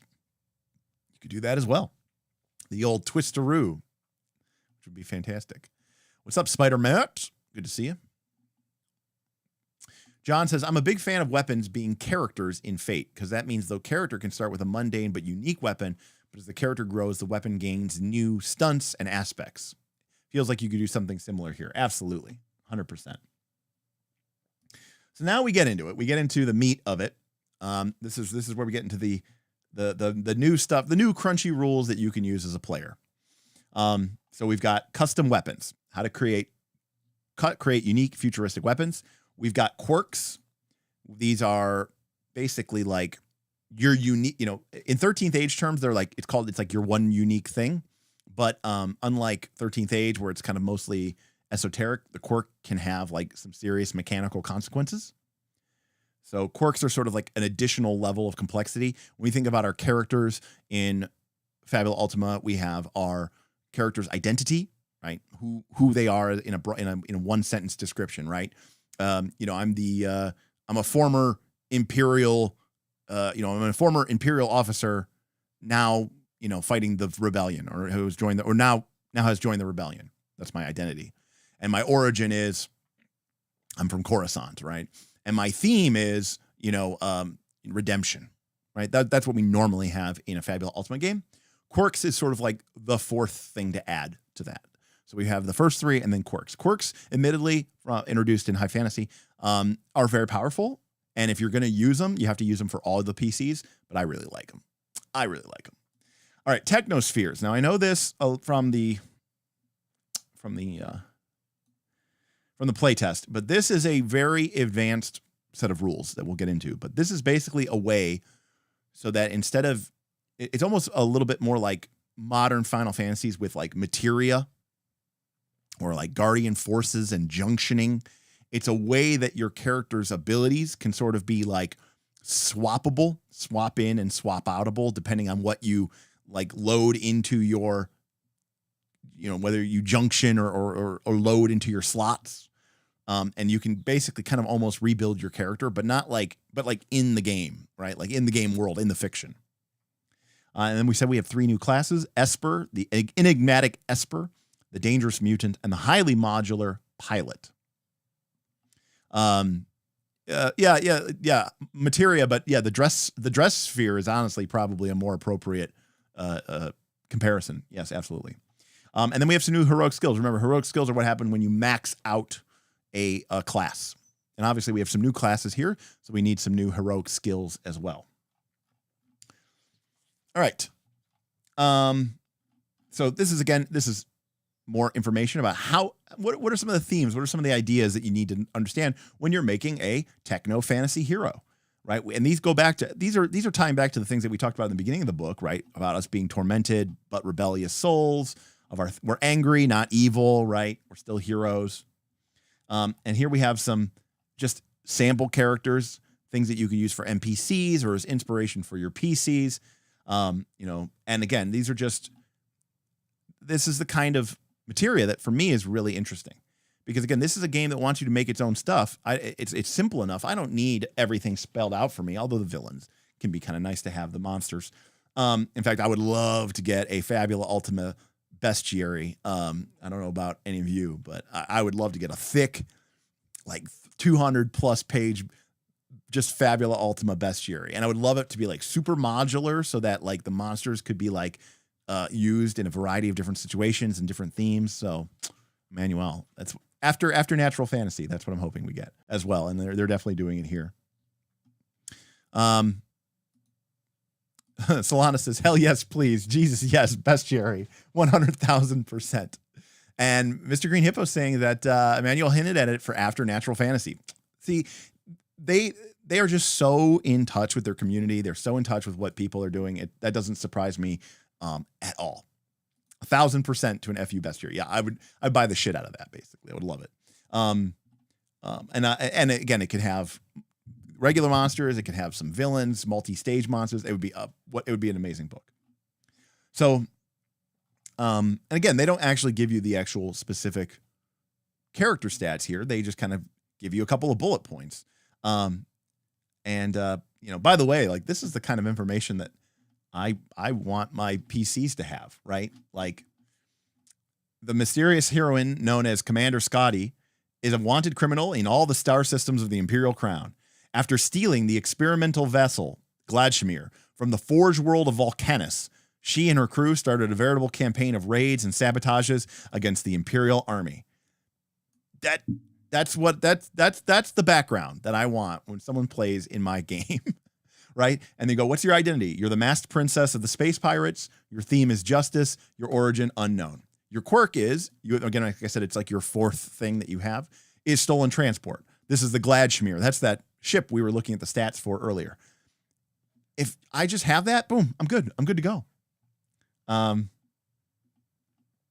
then this gives you just, inspiration. They could have the Fury, Orator, and Pilot classes, yada, yada, yada. Anyways. Gar.net.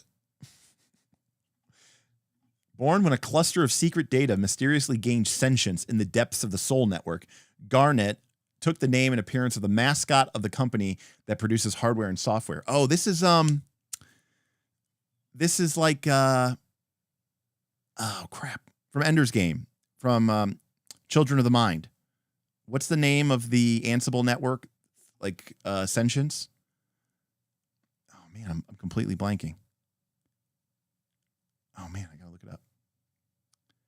Ender Game Ansible. It's like Jane. Okay, I couldn't believe I forget it. Yeah.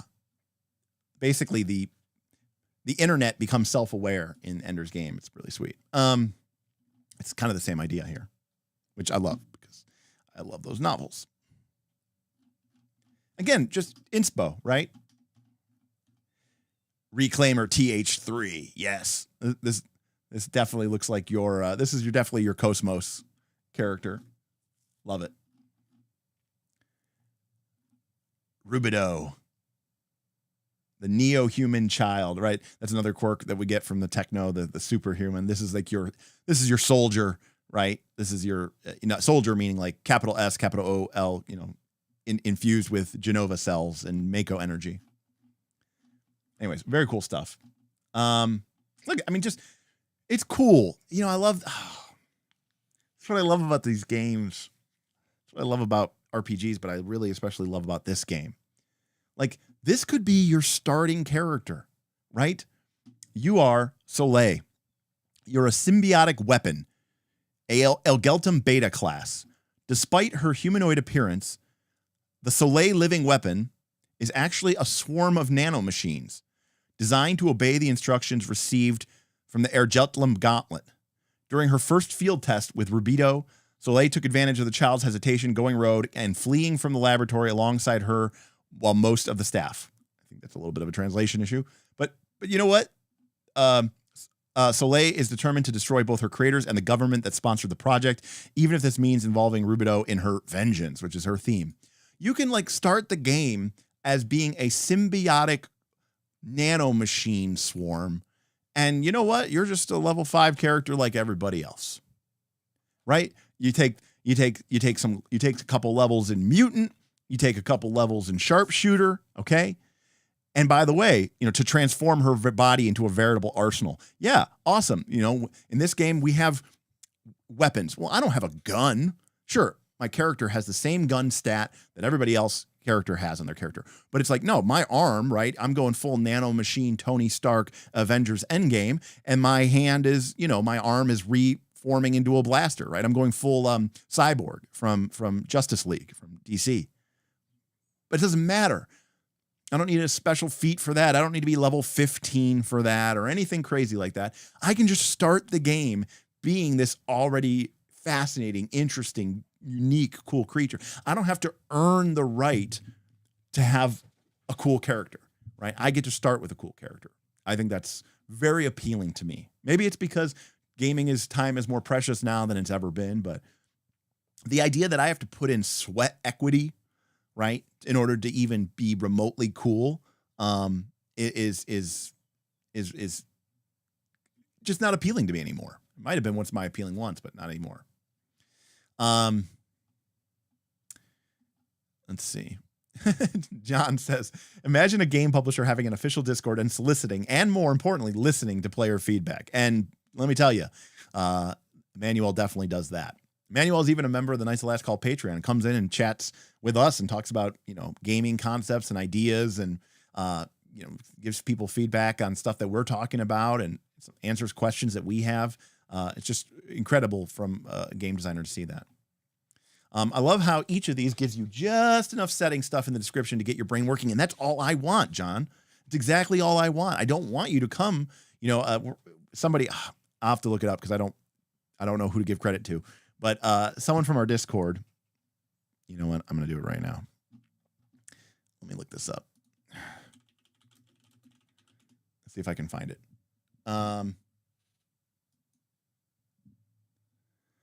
Let's see here. Someone from our Discord said, I see where I did it, but I don't know who actually said it. I think it was Lollipop. I think Lollipop said hooks, not books, in terms of like creating a character. And when you're creating your character's quote unquote background, right? And I think it was Lollipop, but I'm like looking on my Discord for it. But like, that's just, that's exactly what these are, but that's what you should be doing, right? We don't need to have the character's complete backstory. We just need that really cool, awesome hook. And everybody at the table, by the way, is going to go, yeah, that's right. That's cool. Like I already am buzzing about character ideas about how cool your character could be. Yeah. Okay. Lollipop confirming it was them. All right. Yes. It's a fantastic quote. Hooks, not books. I want to do like a whole stream about that. It's such a good idea. Just such a good saying. But exactly, John. It's enough to get it's enough to get the ball rolling, and then it steps away, which I really, really like. 90% of my work as a game designer is just saying the same thing, but in less words. Yeah. It's like the quote from Mark Twain, right? I didn't have time to write a short letter, so I wrote a long letter. All right. And so, by the way, all of these characters are great examples of hooks, not books. And I should point out, by the way, that Fabula Ultima does a fantastic job of already putting you into that mindset. Because in my personal opinion, creating your identity, your theme, and your origin, and your quirk is like everything that you need to really make an interesting character. If you want to write like a couple of sentences, one paragraph, boom. Couple sentences here about your identity, a couple sentences here about your theme, and that's it. Boom. That's it. That's all the information you need, because everything else you're going to discover through play, which is just awesome. All right. So let's get into the new options. By the way, if the whole group agrees, you can use these options for any campaign. So in other words, don't use it if only one person wants it, don't do it because it'll be a problem. They do mention that quirks could be potentially too dangerous, too difficult. The quirks could be a little OP, basically, is what they're saying here. So, use caution. All right. All right. So let's start with our new. Let's start with custom weapons. All right. So these rules have been out for a little while, but we'll kind of quickly go over them. The majority of JRPG protagonists wield unique weapons that reflect their style and are an expression of their personality. Battle umbrellas to gun axes or, to sword blades, anybody. Nothing should be considered too impractical. The following rules allow you to create a custom weapon for your hero during character creation. Later on, the game master can create rare versions of these items as per the normal rules. Custom weapons aren't necessarily better than normal weapons. Choose what to use based on your personal vision of the character. So this is basically the rules for creating your own unique weapon type. So the first thing you do is it belongs to one of the categories of weapons: bow, brawling, arcane, dagger, etc. It is not a martial weapon, which would have the little asterisk symbol next to it, but it might become one depending on what customizations you choose for it. In other words, if you make the weapon, stronger, it's probably going to become a martial weapon, and you're going to require a class that can give you access to martial weapon. It is a two-handed weapon and cannot benefit from the monkey grip heroic skill. In short, a custom weapon will always occupy both hand slots. That's just the price you pay for having something cool and zany and customizable. It is a melee weapon or a ranged weapon, your choice, and regardless of the category you previously chose for it. So that's really important. You could have a melee firearm, right? You could have a ranged brawling. It costs 300 zenit from your initial gold that you get for your character's creation. And its accuracy check is either Dex plus Insight or Dex plus Might. It deals physical damage equal to high roll plus 5. So that's our base chassis. And then we get 3 customizations from the list. Each customization can only be chosen once. Choosing a customization marked with the asterisk or the star turns it into a martial weapon. If a customization says you, it refers to the character who has the weapon equipped. And some, especially powerful customizations, may count as 2 or even increase the cost. So here is how we could build our weapon. It could be accurate, which would give us +2 to our attack formula.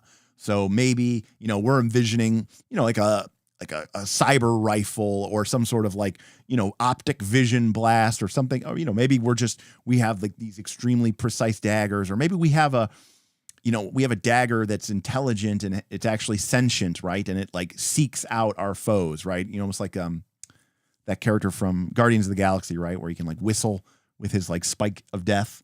So we're rolling Dex plus Insight for our attack roll, but it's accurate. So we add +2, right? Obviously we can't make it auto hit and kill everything, but we could start with that to kind of reflect that. Again, it's two-handed, but maybe it gives us a defensive boost, right? And we're treated as having a shield equipped, even though this weapon does take up 2.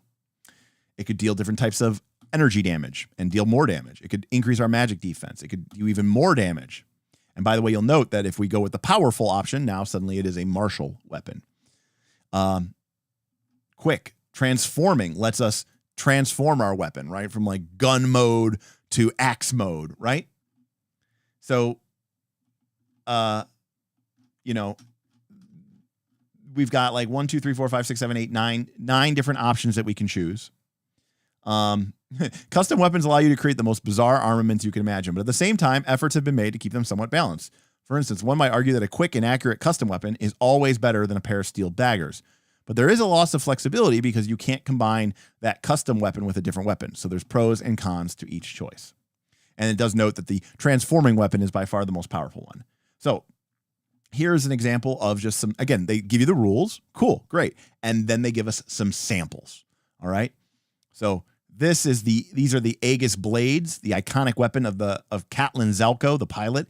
It is a telescopic sword that can be stored inside of a tough magnetic shield. So in its base form, it's worth 300 zenit. We can see it's a martial weapon. It's Dex plus Might plus 2. That's where the accurate comes in. It has the powerful customization. That's why its damage is high roll plus 10. And it has the defense boost customization because, again, it's also a shield. So it gives us a +2 to our defense. Now, as it said before, you might create a rare version of that, right? Sort of like a magic item or special upgrade that the player finds later. And that's this Blazing Aegis, which is 2,000 zenit. And this is just an upgraded version of this as well. In Fabula Ultima, weapons are always considered to be this is another example of ignoring the simulationism. And by the way, if you think, I don't play games where we ignore simulationism. Well, I hope you're not playing Pathfinder 2nd Edition, because I would point you to classes like the Kineticist and the Thaumaturge, who knows stuff with their charisma. The kineticist who attacks with constitution, the new commander class, right, who can recall knowledge about any character and can use intelligence for medicine, and you know what I mean. Like there's plenty of instances where the gamist concept. So weapons always considered to be taking up both your hand slots, but these aren't hand weapons. They're fucking megaton boots. That is not going to stop whoever modified these boots. And so, yeah, maybe your character, just has shit kicking boots, and that's what they use in order to attack with people. I love it. I think this is hilarious. Combustion yo-yos. Hell yeah. In flux rifles. Primarily used by the Federation's medical units, these rifles offer a good amount of firepower combined with a spiritual refraction system. So this is a transforming weapon that can go from a two-handed ranged weapon that does HR plus 10 physical into a spiritual refractor and do HR plus 7 light. So basically it's like a rifle that can turn into a Ghostbuster proton pack. Anyways, here's a big wrench. Again, this is a JRPG. What does my character use? He's a mechanic. He's a gearhead, right? He's a pilot. He's a tinkerer pilot. And what does he use as his weapon? He uses a gigantic mech wrench, right? The wrenches that they use in order to make adjustments on when they're working on their mechs. That's what he attacks with. His big ass wrench. Love it. I think this is hilarious. I think it's appropriate. I think it's cool. I think it's fun. You can all imagine the artwork of this, pilot tinkerer character with his gigantic wrench across, held up against his shoulder, right? With the big mech in the background. We all can imagine that character instantaneously, and it would feel completely appropriate. So very, very cool stuff.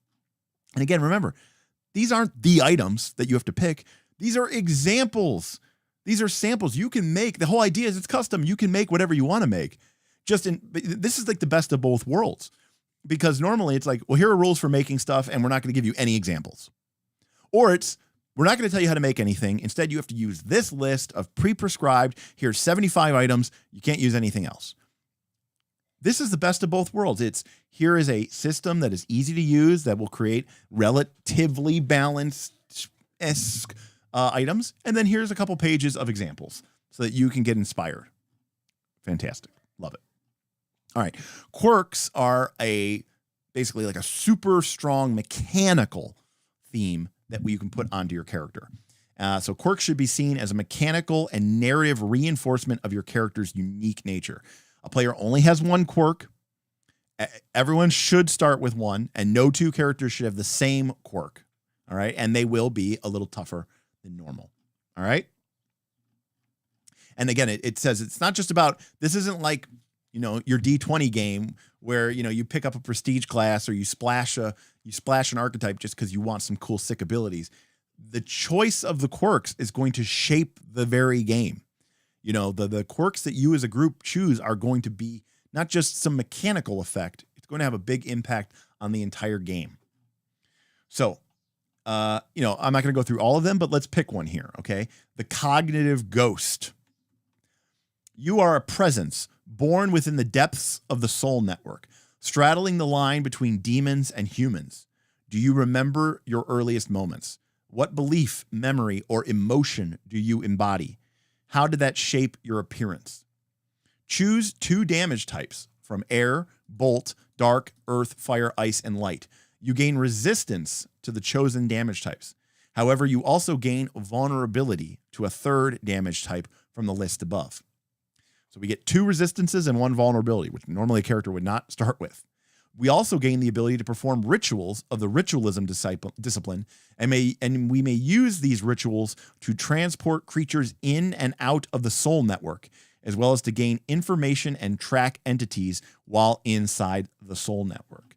So, our character is basically like a living manifestation of the planet. An intelligence, a sentience that emerged from the soul network. That is such a cool concept. And obviously, as part of that, sure, your character's starting off, they're level 5.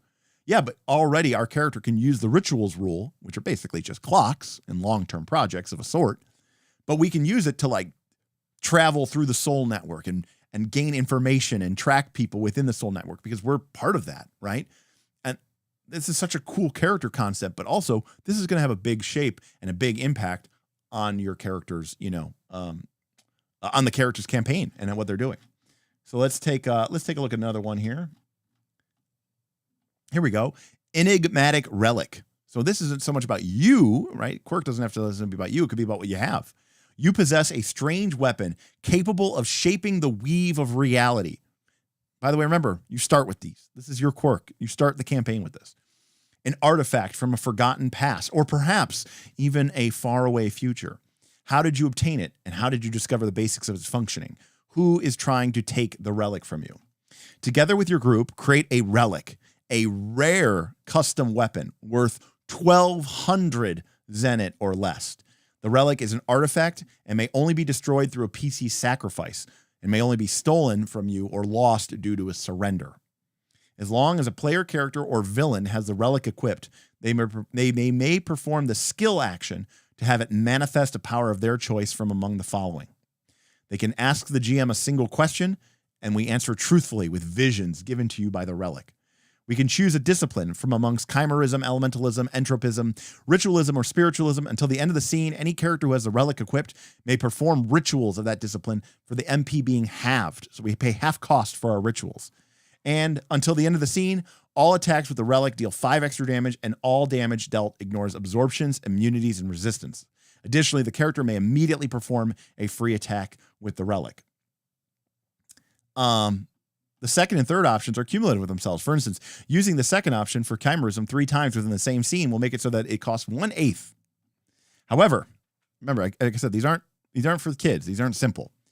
After the relic manifests the power while in the hands of a PC, it generates 1d6 paradox points.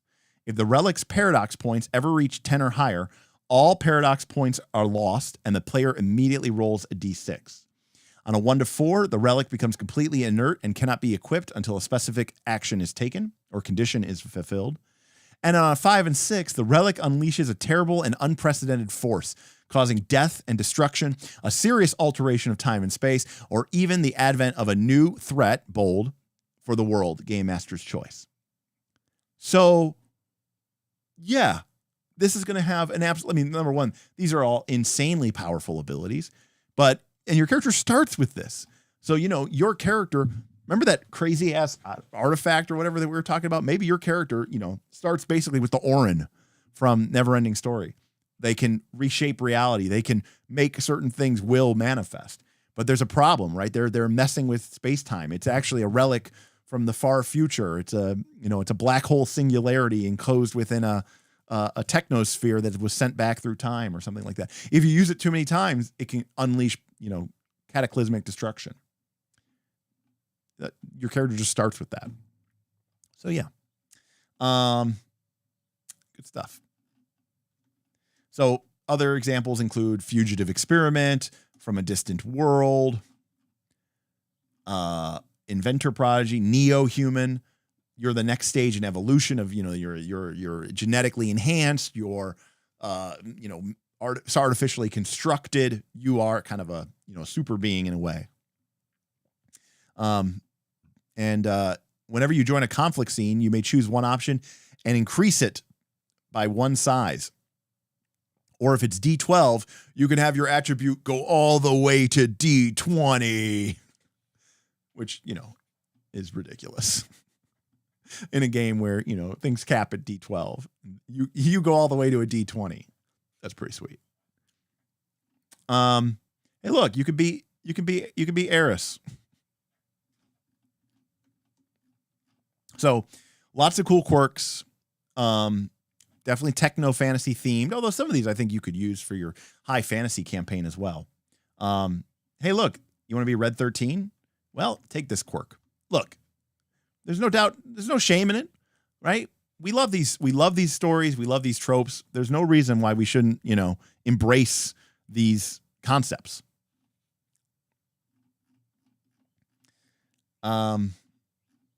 So lots of really, really cool stuff and lots of really, really fun ways that we can sort of use these. All right. Let's talk about technospheres. These deeply modify. We're going to talk about technospheres, and then we're going to talk about the 3 new classes. All right.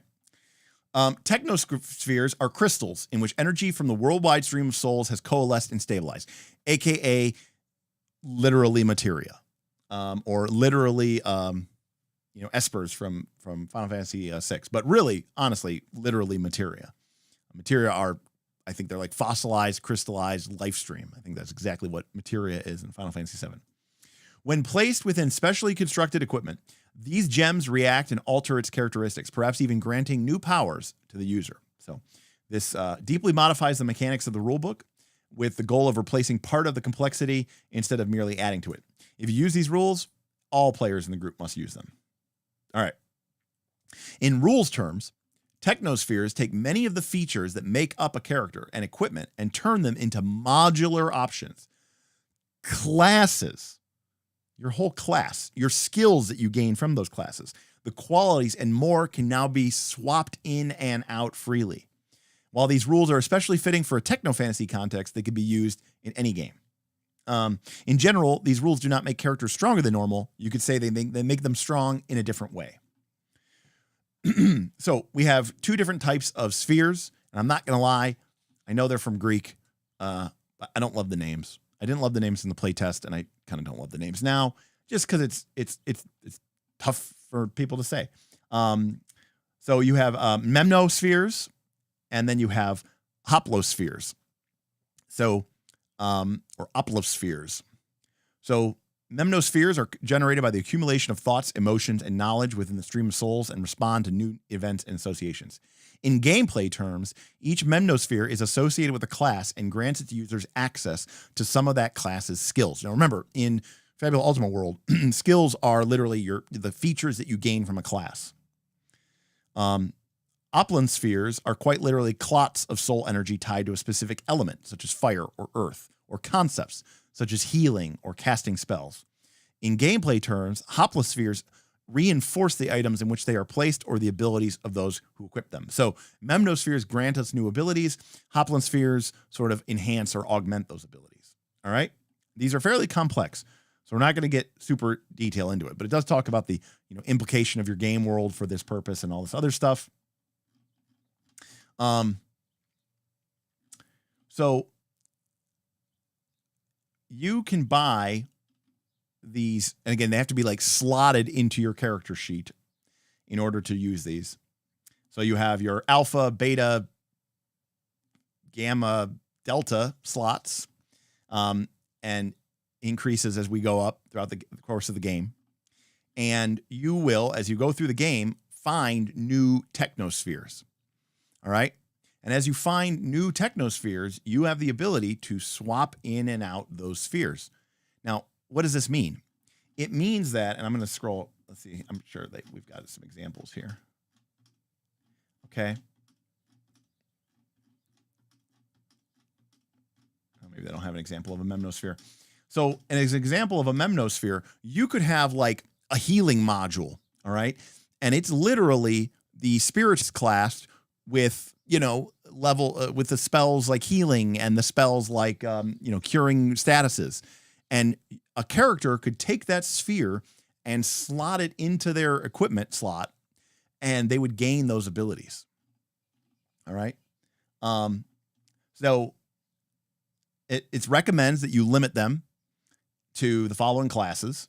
And when you invest a level into a memnosphere, the memnosphere develops a new skill of the corresponding class or increases the skill level of a pre-existing class.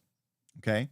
Because not only does it come preloaded with memories and information, but as you gain information and memories, you can make it stronger, right? So basically, you can level them up as you level up. All right? It contains 5 levels at most. Once it reaches level 5, that memnosphere is mastered and develops a heroic skill of the corresponding class. The requirements of the chosen heroic skill must be fully met. As long as a player character has a weapon or armor containing memnospheres equipped, they gain access to all of the skills inside of it. And as soon as you unequip it, you lose all those benefits. So what this means is that you can if you slot in a class that has a bunch of healing spells, or if you slot in maybe there's like a flame spirit memnosphere and it's got a bunch of elementalist fire damage or a bunch of other, you can slot that into your character and you will gain those benefits. The only thing you do not gain is the free benefits of the class, nor do they allow you to start projects or perform rituals. You have to do that through your actual innate class. So, for example, if a level 5 player character equips a level 5 guardian memnosphere, which has, and by the way, that memnosphere, you'll almost have like a separate, I like the idea of probably having these like on note cards or little things that you print out. And that guardian memnosphere has, because it's level 5, it has defensive mastery 3, fortress 2, and bastion. Those are the skills that are locked into that. And then you also have a level 3 elementalist memnosphere, which has elemental magic 2, gaining you flare and ignis, and the magical artillery skill. They essentially have access to skills on par with a level 13 character, including a heroic skill, because the guardian memnosphere is level 5, right? We have defensive mastery 3, we have fortress 2. We gain the heroic skill of bastion. So these characters, could be pretty powerful. However, these memnospheres will not grant any of the free benefits those classes normally provide, such as additional HP or MP, martial weapons, shields. But that said, the HP that you would get from the fortress skill is part of it. So, there might be a memnosphere, which is just guardian 5, fortress, fortress, fortress, fortress, fortress. I don't know how many times you could take fortress, right? It's almost like taking, the HP boost materia and equipping it. And it's like, and that's not, you could take that and give it to another character, right? You could buy them, you could sell them, you could trade them. So it allows you basically to rebuild your characters on the fly to meet whatever challenge that they need to meet. And you will build up this collection of memnospheres. And of course, remember, sometimes they come pre-equipped. You don't necessarily get choices. And so part of the skill of the game is how many of these things do I want equipped? Because you still only get one action per turn, because you have eventually up to 4 slots for these. However, there's also the hoplospheres, and the hoplospheres augment your ability. So you have to make a decision between how many memnospheres do you want versus how many hoplospheres do you want. Right? So for example, if you have an agile hoplosphere, you treat your dexterity as if it was 1 die higher, but it just takes up 2 slots. But you could also equip an arctic hoplosphere and you gain resistance to ice damage. But if you put it into a weapon, all the damage it deals becomes ice. So, this is very much like a, later Final Fantasy VII materia, right? Choosing your strategy of what to equip in what, and knowing what enemies you're going about, and getting spheres that you can equip into it. It's pretty advanced stuff. Now, I'll be honest with you, I don't know.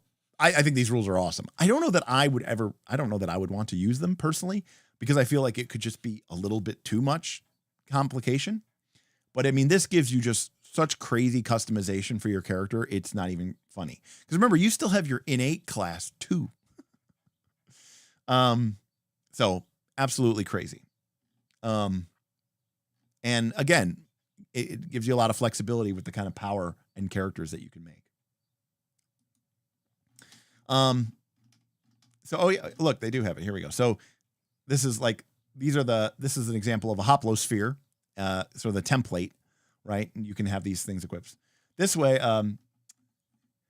This page presents 2 good options for keeping track of your memnospheres and hoplospheres. You can find blank versions of these at www.fabulaultima.com.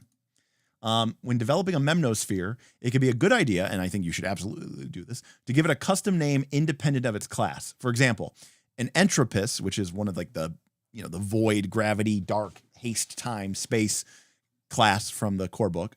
An entropist memnosphere built to provide spells that support allies and hinder enemies might be renamed Controller, while a rogue memnosphere containing nothing but cheap shot levels might be renamed Dirty Fighter.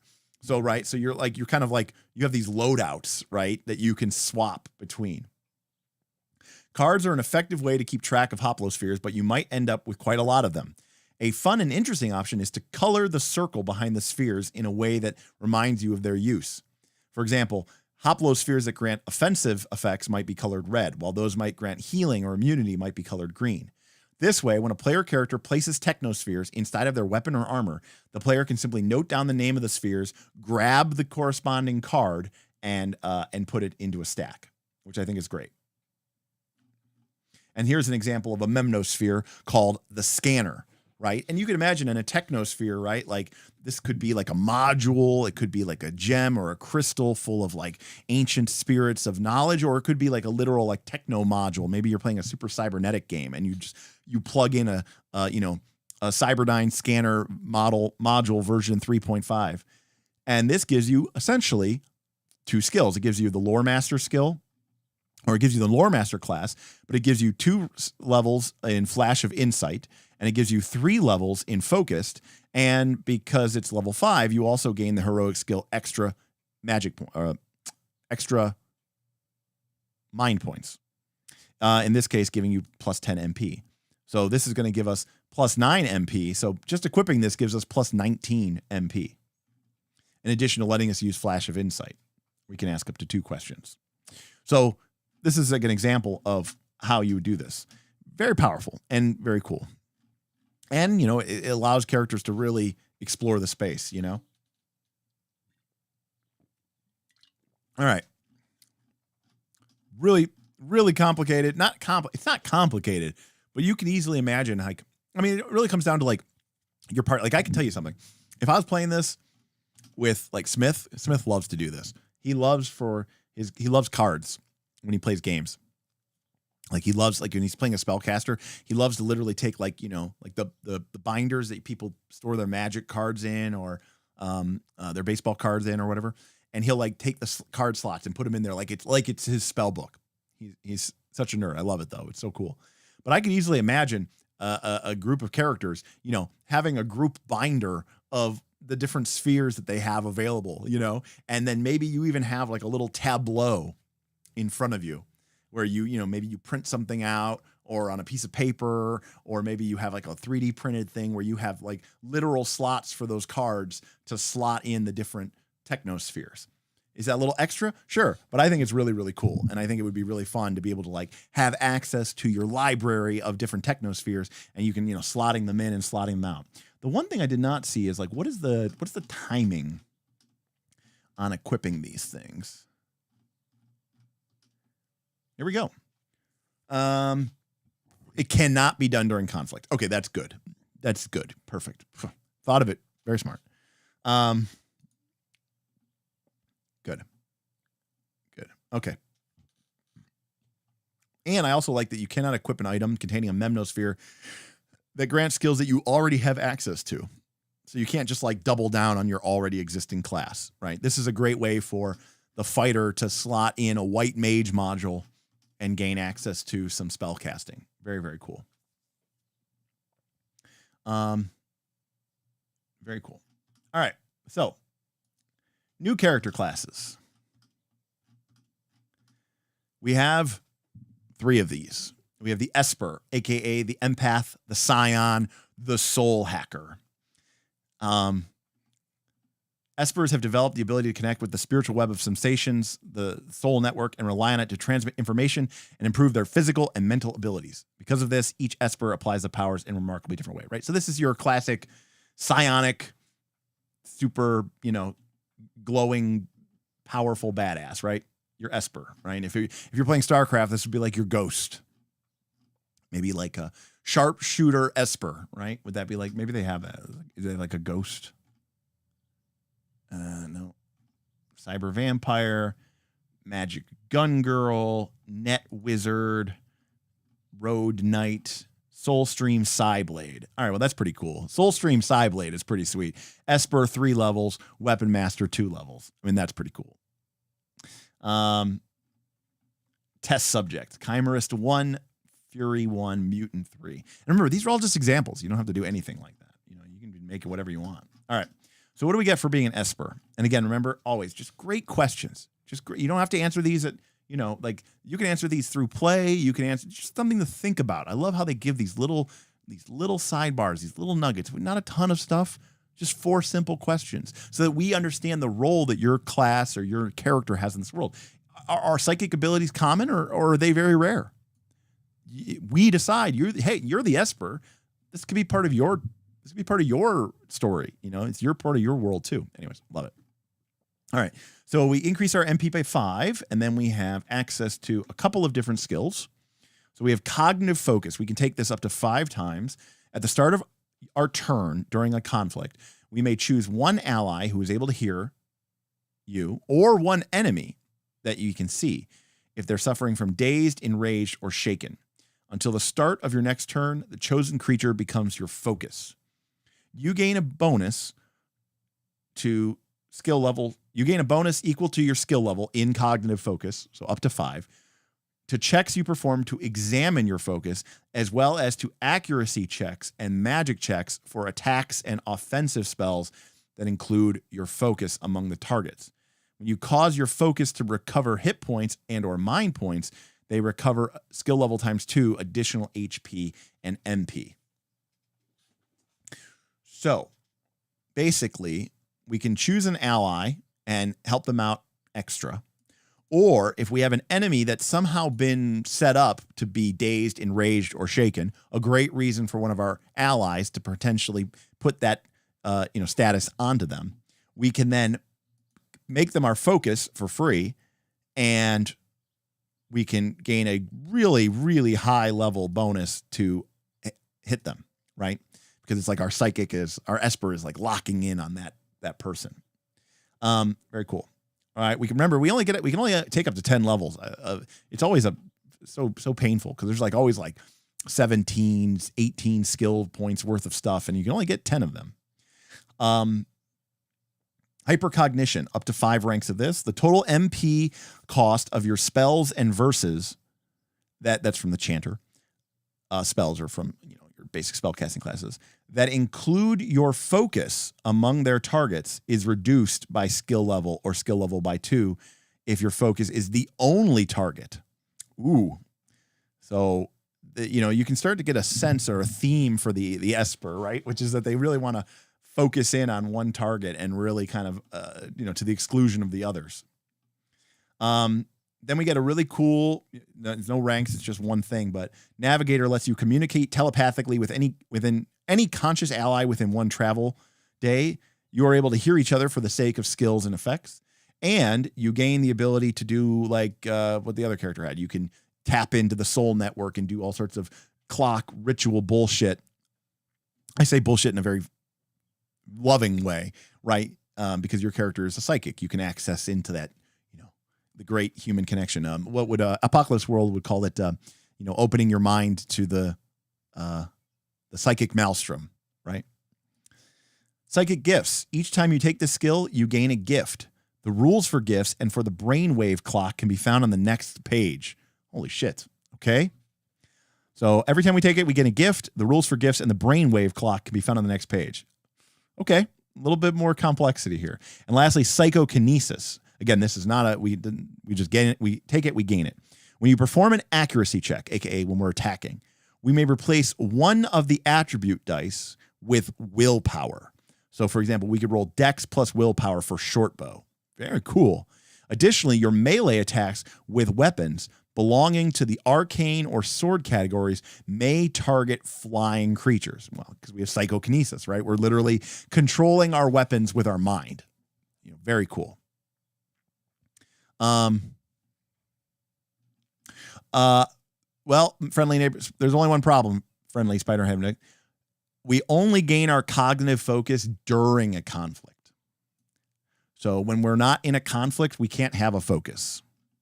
So that's why we can't cheeseball that, unfortunately. Well, fortunately, I should say. Is it gamey? Sure, but your focus is only heightened during conflict. All right, so let's talk about these gifts. So each time we take the psychic gifts, we get one of these. So this is obviously a little bit more of a complex class. Gifts can only be used when specific events take place.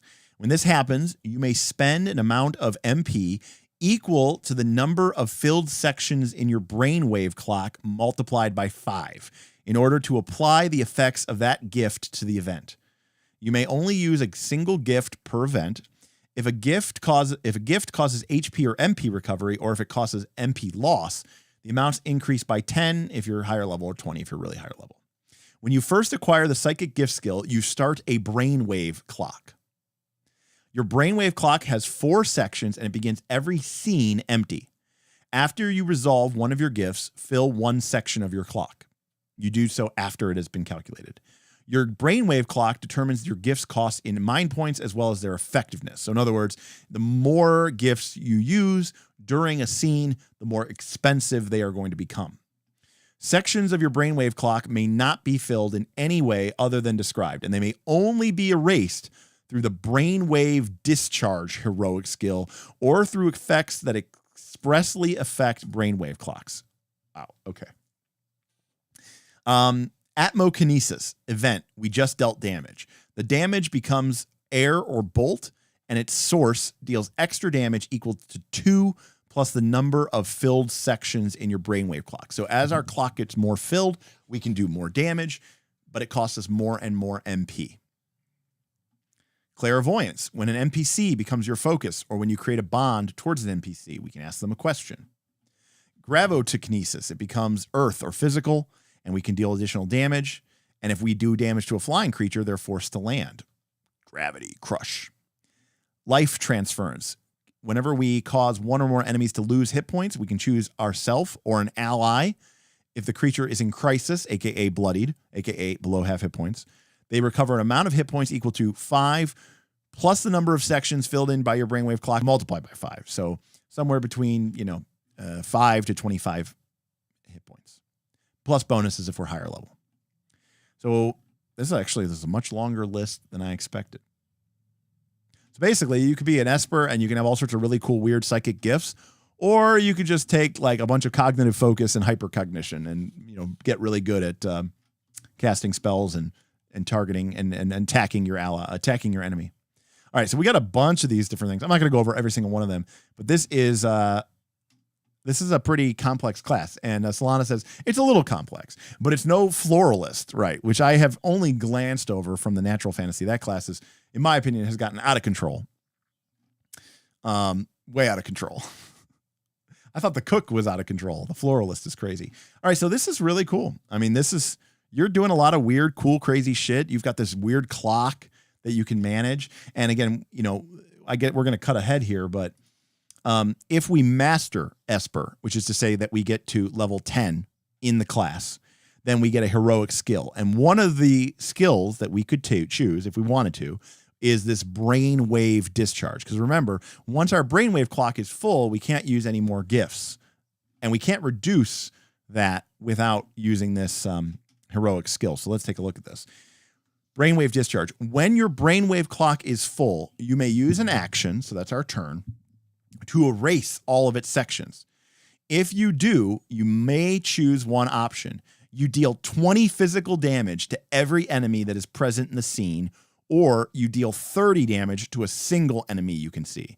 And it goes up by 10 if we're 20th level or higher, and 20 if we're 40th level higher. So it's not even a downside. Basically, we keep drawing on our psychic energy, right? And like the brainwave is getting more powerful. It's costing us more and more mana. Our brainwave is full, and then we can just unleash it as like a powerful psionic blast that ripples across the battlefield, dealing automatic damage to all enemies present on the scene.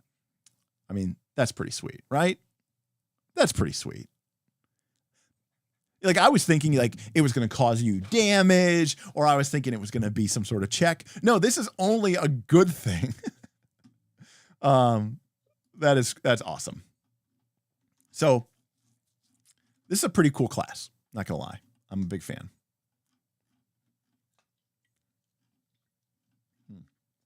And I like too, we've got some damage and combat stuff, but you have stuff like clairvoyance and reassuring presence and life transference. So you can do some healing, some support, some gaining some knowledge and information, and just the ability to pick up some of these, kineses, the atmokinesis, the gravitokinesis, the photokinesis, the thermokinesis, to be able to shift your damage types around, that's really powerful. Remember, in Fabula Ultima, if you target something that someone is vulnerable to, you deal double damage. So, and this also deals extra damage on top of that. So being able to kind of dial in your damage type at will is pretty freaking sweet, you know? All right, we've got the mutant, also the abomination, also the experiment, also the lycanthrope, which would be a cool way to kind of bring it back to a more fantasy theme game, right? Like if your character wanted to be a werewolf. So we get max HP by 5.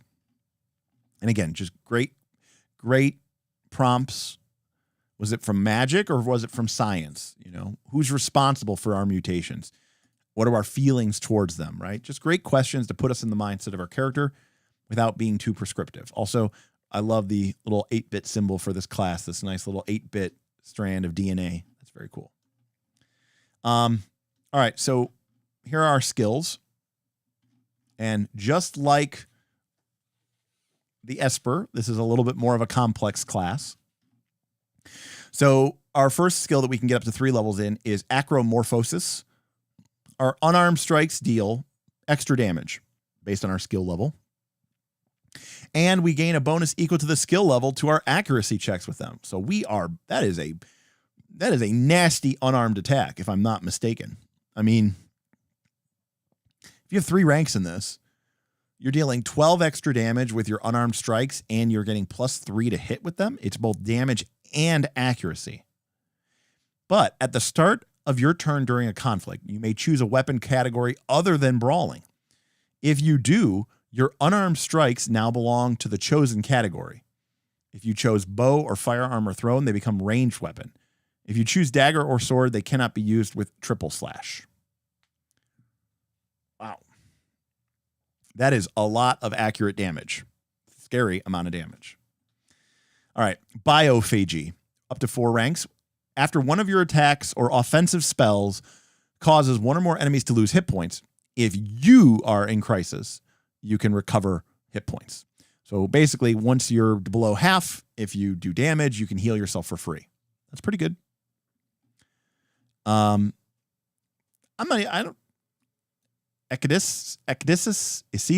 I actually don't know how to pronounce that word. These are some tough words. Not gonna lie.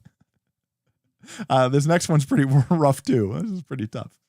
After you lose hit points due to damage, if that damage had a type other than physical, you may now spend 10 hit points to gain resistance to that damage type until use this skill again. So basically, it's like adaptation.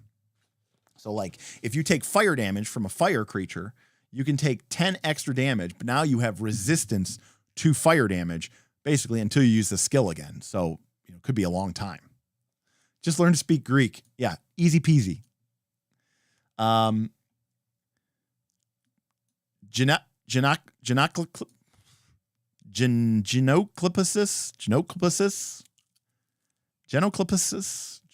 Please, somebody help me. Genocal. It's like some sort of genetic, right? Genocliposis. All right. Genoclipsis. All right. Genoclipsis. Whew. When you deal damage to one or more NPCs, you learn their species, and the GM chooses however many skill ranks you have in this, thereoforms appropriate to those NPCs. If you have acquired the theriomorphosis skill, you may immediately pay its HP cost and use it to manifest those thereoforms, even if they are not among those that you have learned. Okay. Klepso is I steal. Okay, got it. Gene theft. Now, look, I know I'm just a primitive, horrible American, but couldn't we have put like in parentheses next to it, like gene theft? Or something like that. All right. Theriomorphosis. Each time you acquire the skill, you learn a therioform. You may use an action and spend 1/3 of your current hit points to manifest the effects of up to 2 therioforms from those you have learned. All right, so basically we can have mutations that we can bust out. So we can, take the therioform of the amphibia, and that's like frogs or salamanders or regenerating aquatic creatures. We can now breathe underwater. Our eyes can, if you remember the Pathfinder 1 Eidolon, right? What was it called? The evolution spells where you forced your Eidolon to evolve. It's more of like a biological blue mage, right? In a way. Therioforms are mutations that grant powerful abilities. The way they manifest is completely up to you. For example, Pterotheria may turn you into a person-sized bat, or it may give you large feathered wings. Once you use the Theriomorphosis skill, the chosen therioforms last until the end of the scene. Okay. They also end if you die, fall unconscious, perform the guard action, or use the skill again. You may end the effects at any time, but during a conflict, you can only do so on your turn. When a scene ends, if you are under the effects of Theriomorphosis, you may spend 10 MP to extend whatever current therioforms you have into the next scene. Very cool. And remember, when we manifest, we have to spend 1/3 of our hit points, and we manifest up to 2 that we've learned. So we can get 2 at once. So a lot of opportunity here for, things. And by the way, each time we acquire this skill, we learn a therioform. So we can have up to 6 of these. So we've got, frogs and salamanders for water, aquatic stuff. In addition, whenever we recover hit points, we get extra hit points. We recover from statuses. We've got one for bears and dinosaurs, massive creatures, to upgrade our might. We have one for wolves and birds of prey and under hunting animals to increase our insight die. We deal extra damage if they're in crisis. If we succeed on a check to advance or turn back a clock on a might check, it's an extra section. We've got electricity damage, undead, parasitic creatures to drain MP from characters, turn into a turtle crab man and get our defense to be much higher. You may treat your defense score as being equal to 13 plus half your skill level in Theriomorphosis. All right. Polypodia. Your attacks with unarmed strikes gain multi 3. All right. Combo. Multi 3, by the way, means you can attack basically 3 people with your attack, with your unarmed strikes. And remember, our unarmed strikes can be nutso. That's what we like to call pretty good. A little acromorphosis, a little biophagy, and then a little theriomorphosis. You got yourself a pretty nasty brawler. And by the way, the thing that I really love about this is, you remember, that's just 10 levels in one class. You can have up to like 6 or 7 classes throughout the course of this game. All right. So pretty cool.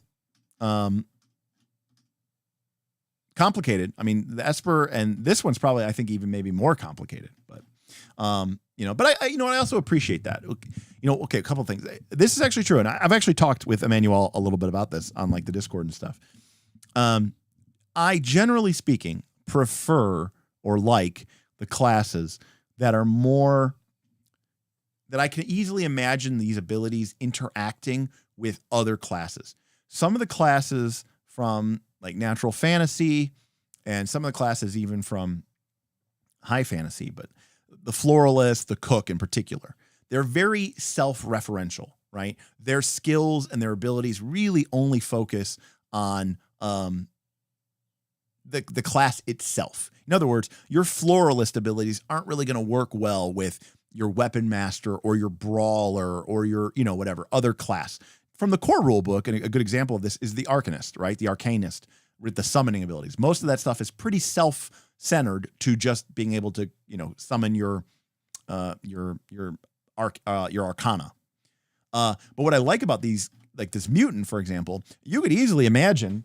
I did say that I think I said the high fantasy one, like the dancer, maybe a little bit, the chanter. So I think those classes are really interesting. And Emmanuel even said, like, some classes are just really, really about that one fantasy idea of a character, and you need to have a bunch of skills to support it. And I get it. But I much rather have a class like this where I could easily imagine combining these abilities with a weapon master, or I could imagine combining these abilities with a brawler or a guardian, right? And just sort of working and seeing the cross-pollination of ideas. That's not a floralist pun, but the floralist does not cross-pollinate well, is what I would say. At least in the version that I saw however many years ago. Yeah, that's why I said dancer, but I didn't really mean to say that, because the dances really just give you additional abilities that really work with the other things that you're doing. Correct. All right. Lastly, the pilot, aka the biker, the sky pirate, the mecha pilot, because that's what I really want to be. Boastful racers, trained soldiers, elegant chauffeurs. All right. Pilot. While transports of all sorts are frequently seen in every Fabula Ultima world, a pilot's vehicle is something unique and irreplaceable. It could be the very mecha their mother piloted in battle, a jury-rigged avio bike that shouldn't even be able to fly, or some sort of other technological marvel. All right. Well, we get 5 hit points and we get martial weapons, and that's pretty cool. I wasn't expecting that, but that's kind of cool. So we're a little bit of a fighter. All right. So compression tech. Oh, this is so good. All right, well, let's start here. Personal vehicle. We can have up to 5 ranks. When you acquire this skill, we gain a personal vehicle with a frame of your choice and 3 different modules.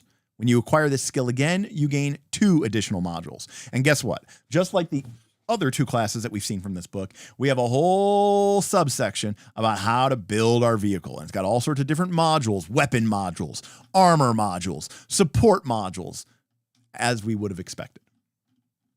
And we can put up to 5 points in this. And let's be honest with ourselves. If we're going pilot, I can't imagine a world in which you don't put at least like 2 or 3 points into personal vehicle. I don't think many people are just going to put in 1. But I do like that you could just put in 1 point and then you get your personal frame. Okay? Anyways, so the idea, of course, is that your character has some sort of vehicle, whether it's a mech or a hover bike or a ship, airship or whatever. So first thing first, gotta love it. Compression tech. No skill ranks, you just take it. As long as there's no one aboard your vehicle, you can have it safely disappear from the game world at any time. What magic or technology allows that? If your personal vehicle is not present in the game world and you're in a space big enough to contain it, you can take the inventory action and spend 2 inventory points, and the item will appear next to you for free. This is called How Do You Make It So That You Can Actually Play This Damn Class and Do Your Thing. I love it. It is JRPG as fuck. It is super gamey, but fun and dumb. And I do like it says, it's not just like, it doesn't just happen. It goes, what magic or technology allows it? You have to answer that, right? It gets stored in a portable black hole or something, Neutromancer, inventory points are like load in Blades. Yeah, that's actually a good way to describe them, Neutromancer. Basically, your class, your character has a certain number of IP or inventory points, and rather than it's sort of a quantum inventory, and you have a list of things that you can spend inventory points to basically manifest.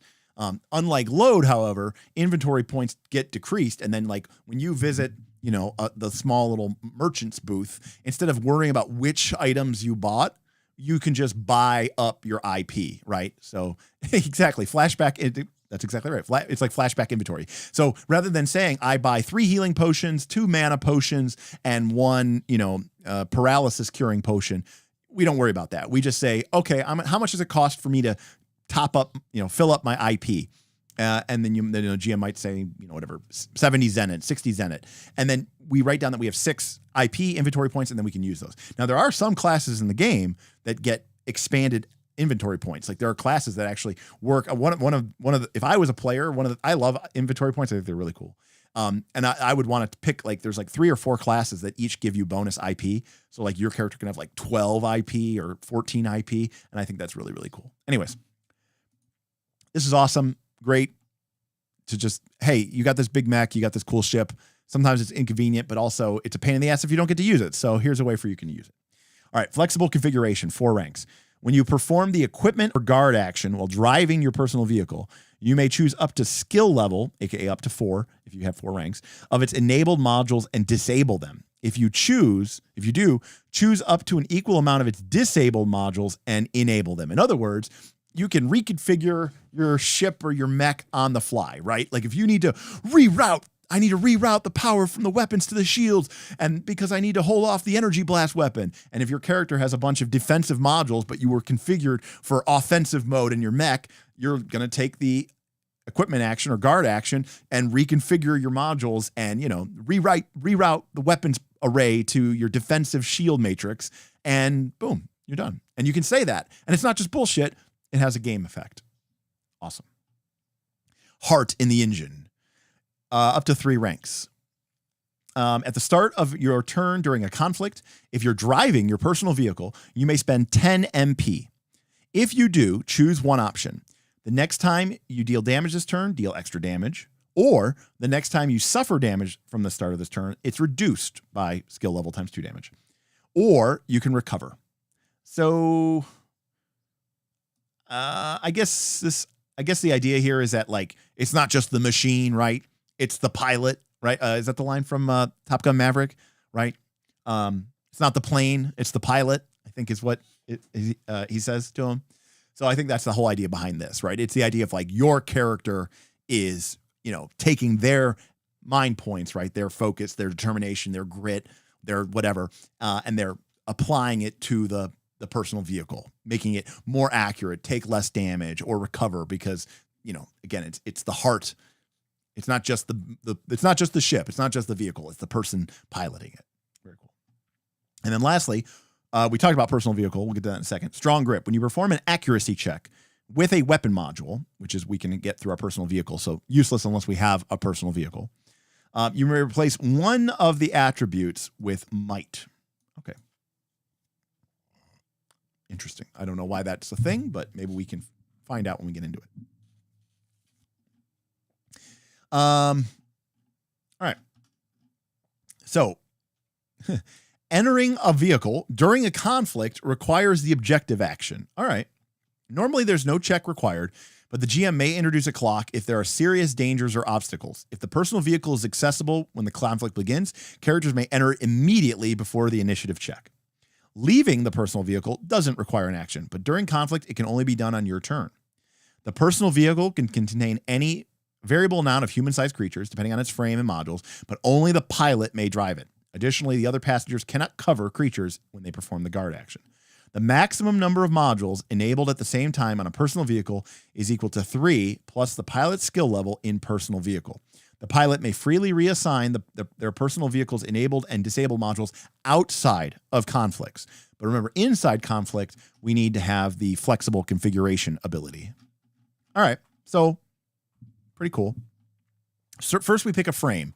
We can have a steed for animals, but also for, that's weird. It's like a way to, like, oh, man. So you could take this, right? You could take this and make, like, a dragon rider for a high fantasy game, right?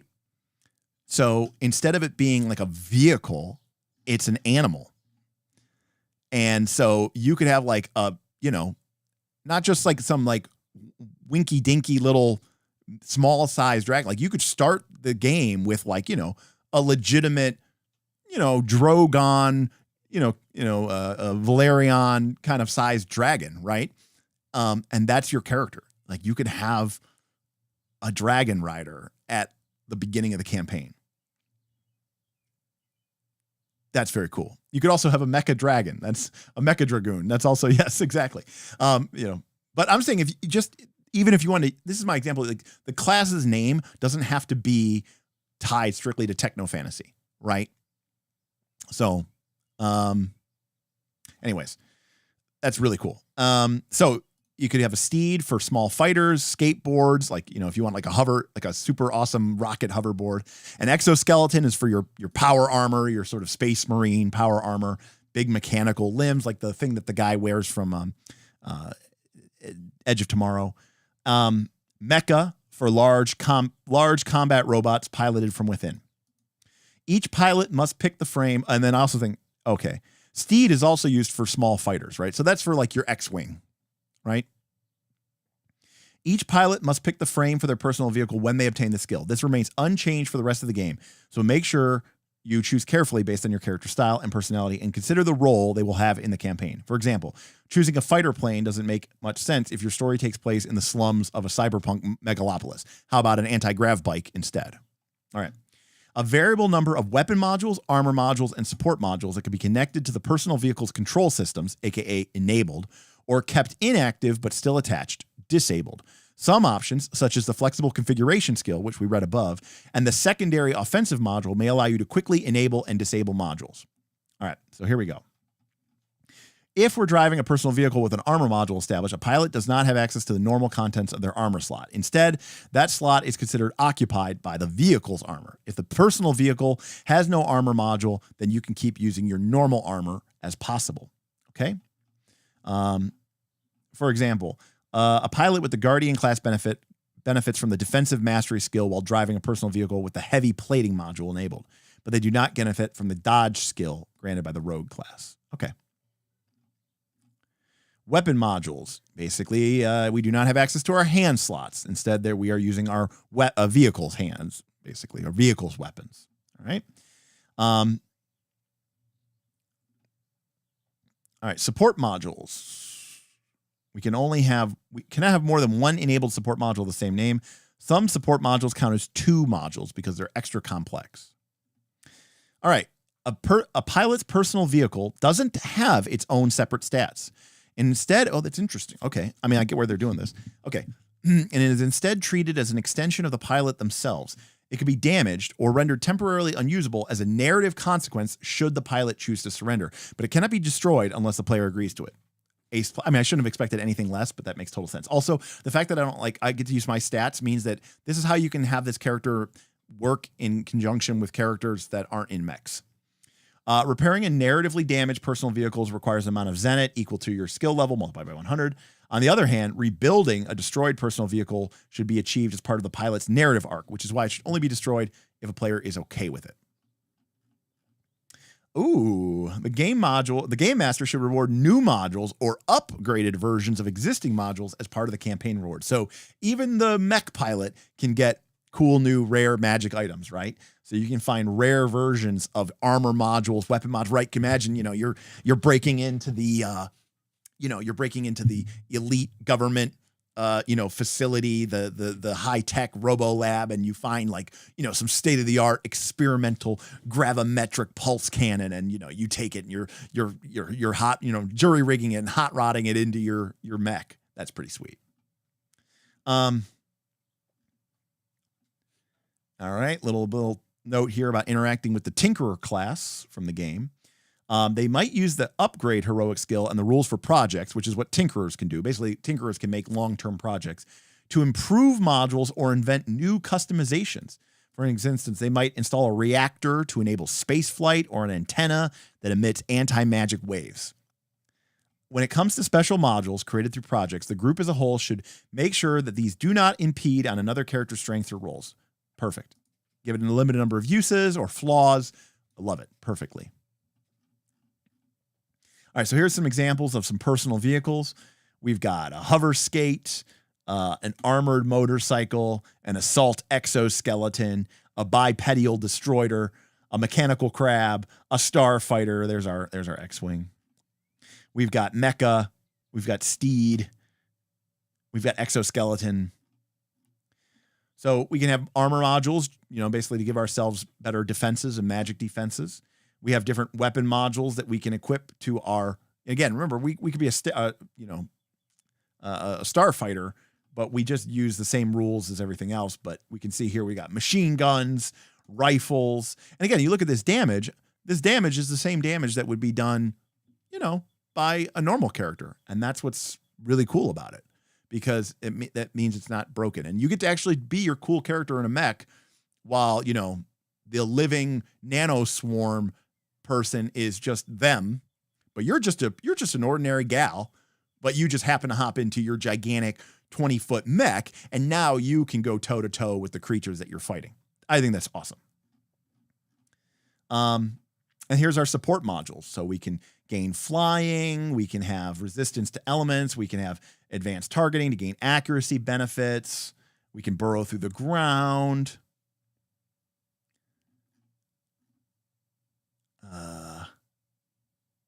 We can recover MP. We can have extra power to gain bonuses to approve checks underwater. We can have an extra seat for an extra human-sized passenger. And now our dragon's big enough we can have 2 people on. Secondary offensive. Each time you enable this module on your personal vehicle, choose one of its disabled weapon modules. As long as the chosen module is disabled and this module is enabled, you can get a free attack. All right. Turbo mode. Yeah, I love the idea of using this in a high fantasy campaign to make a dragon. I think that's awesome. I would totally do that. I think that's awesome. All right. Lastly, we've got heroic skills. A little typo there, but again, this is why it's good that the PDF is out before the book is being printed. So we got a bunch of heroic skills here. I'm not going to go through all of these, but we'll just take a couple look at here. Okay. So some of these are for classes from, like Arcane Soldier is it's for if you master Elementalist, Sharpshooter, or Weapon Master. So these aren't even for just only the new classes. Okay, I didn't realize that. Let's take a look at this. Bullet time. If you're an Entropist or Rogue and you max out that, you can take Bullet time. Gain several benefits from dodge and stolen time. Let's take a look at Bullet time. Requirements. You've mastered one of the classes, Entropist or Rogue, and acquired the skills dodge and stolen time. You gain a bonus to your initiative modifier equal to skill level in dodge plus skill level in stolen time. RIP this skill with the new initiative rules. As long as you have no shields and no martial armor equipped. Lollipop Candy tipped $3. Hey, Lolly! Read the dynamic synchronization heroic skill. All right. I'll read it. All right. Thank you, Lollipop. We'll read it. Oh, Shy Halud. That's definitely a good ride. All right. Thank you, Lollipop. I will take a look at that one. But Mr. Green Hippos, RIP initiative. And you know what? I'm better for it. I don't like the I don't like the initiative system. So, and neither did Emmanuel. So pretty good.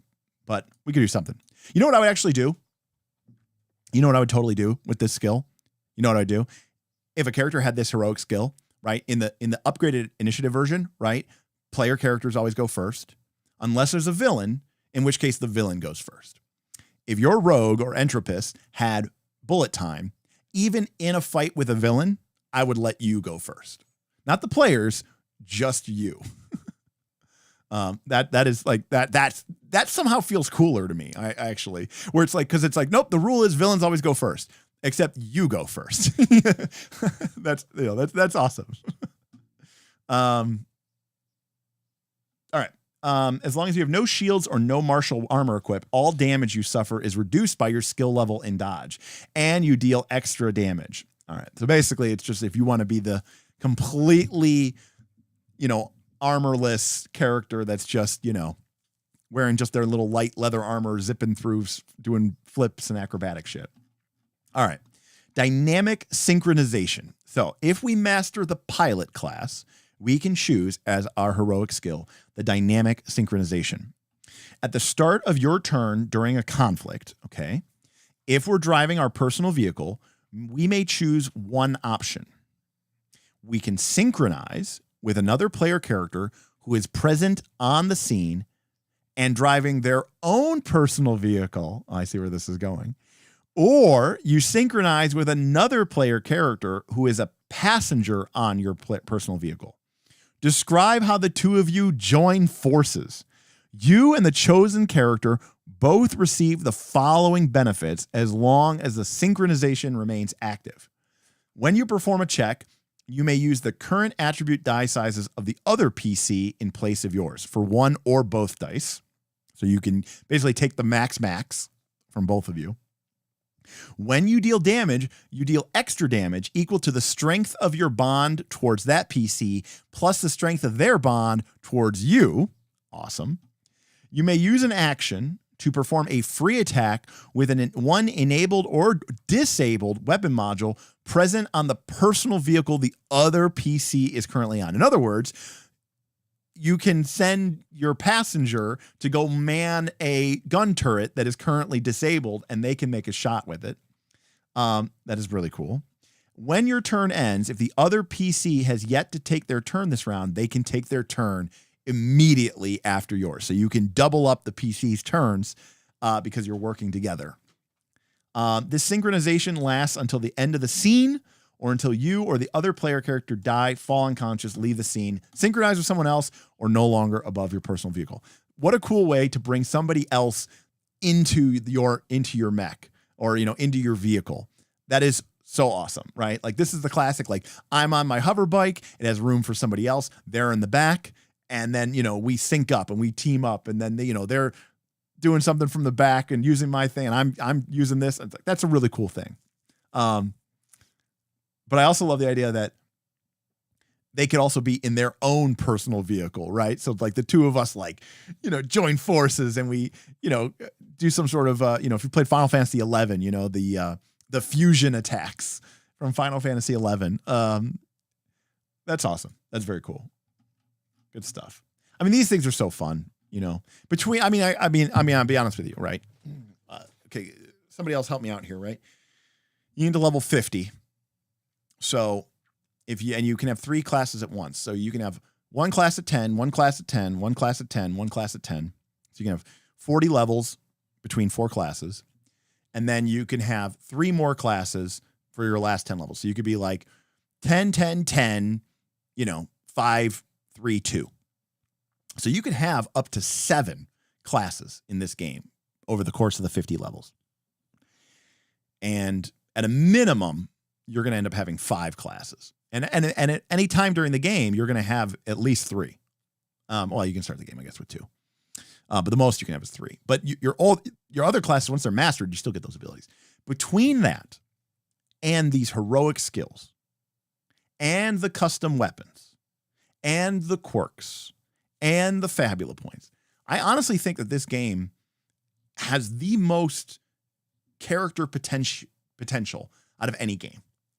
And, by and large, I can't speak. There are people out there who are on the Knights of Last Call Discord. They're playing as part of our Patreon community games.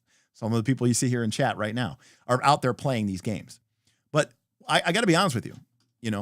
When I play a lot of RPG games, and I'm going to pick on Pathfinder 2 here just because we were talking about it earlier, and I know the game pretty well.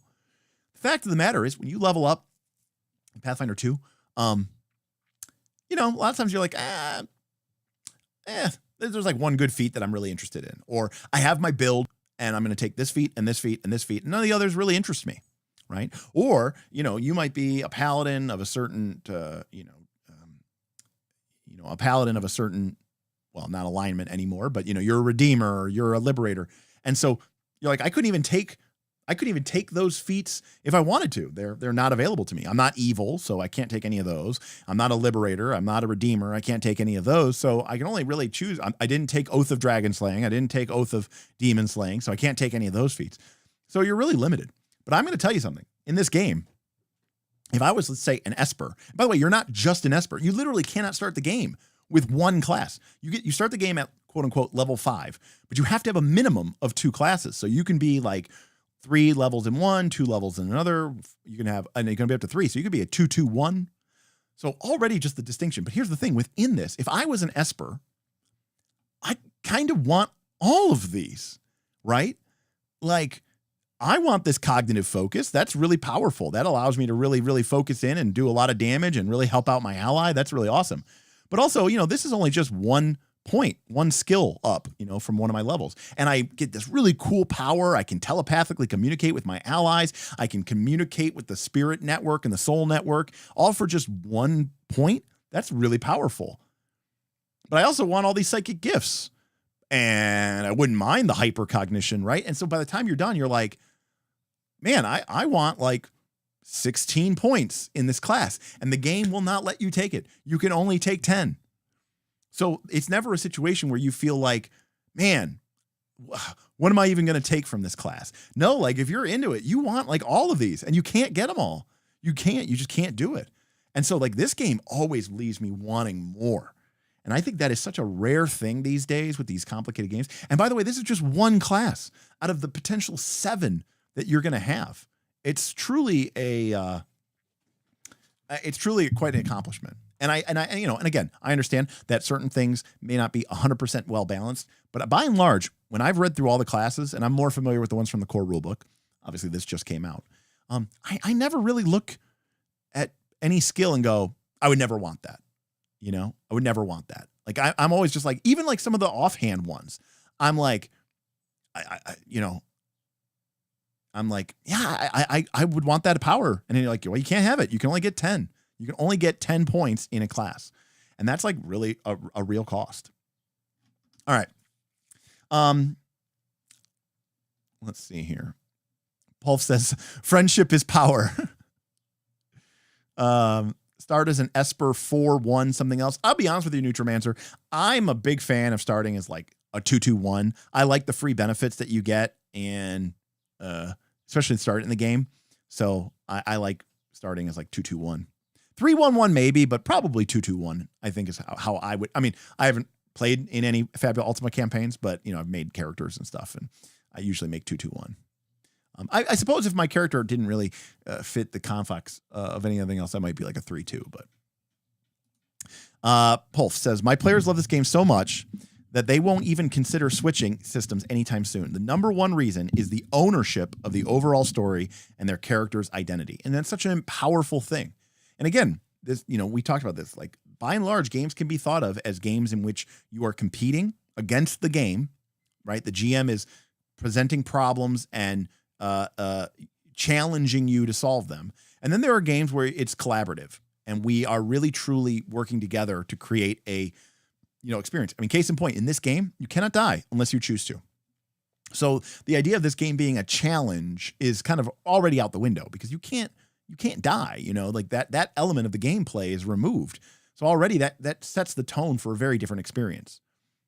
Instead, it's about ownership of the overall story, as Paul said. Solana says, took me like 2 months to figure out what I wanted my third class to be. So many cool choices. Absolutely. And the other thing is, too, with this system, okay, there's a lot of room for character growth. Going back to like the core book, your character might start off, as a dark knight, right? And you've got, ranks in, I can never remember the name of the dark knight class, the dark blade. Is that what it's called? You start off with a couple levels of Dark Blade and maybe a couple levels of Weapon Master, right? You're an offensive character.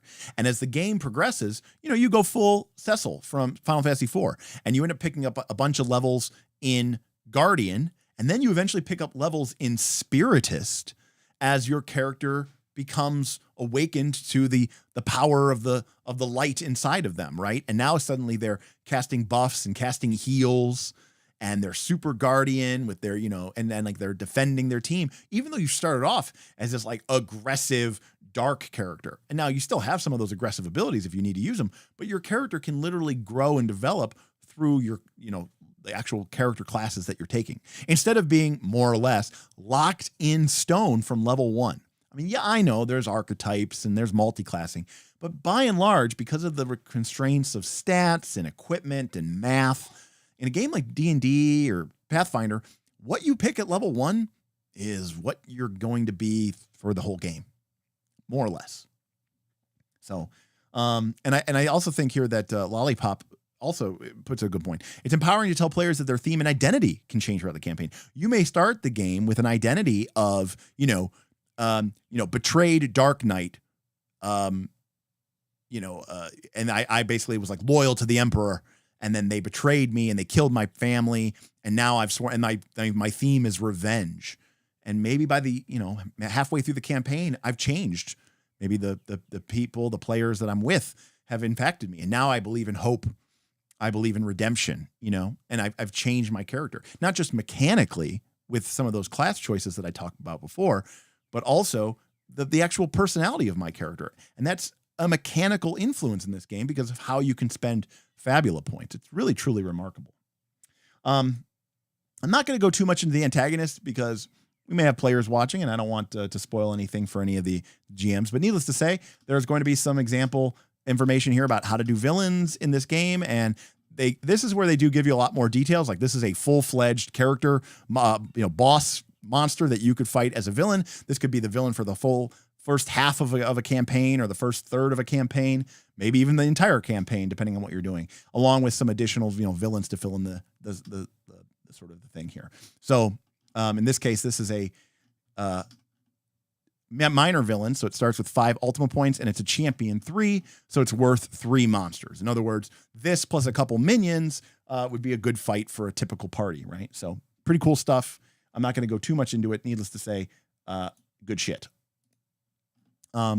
Lastly, we end with index and some inspirational works, just a long list of awesome video games.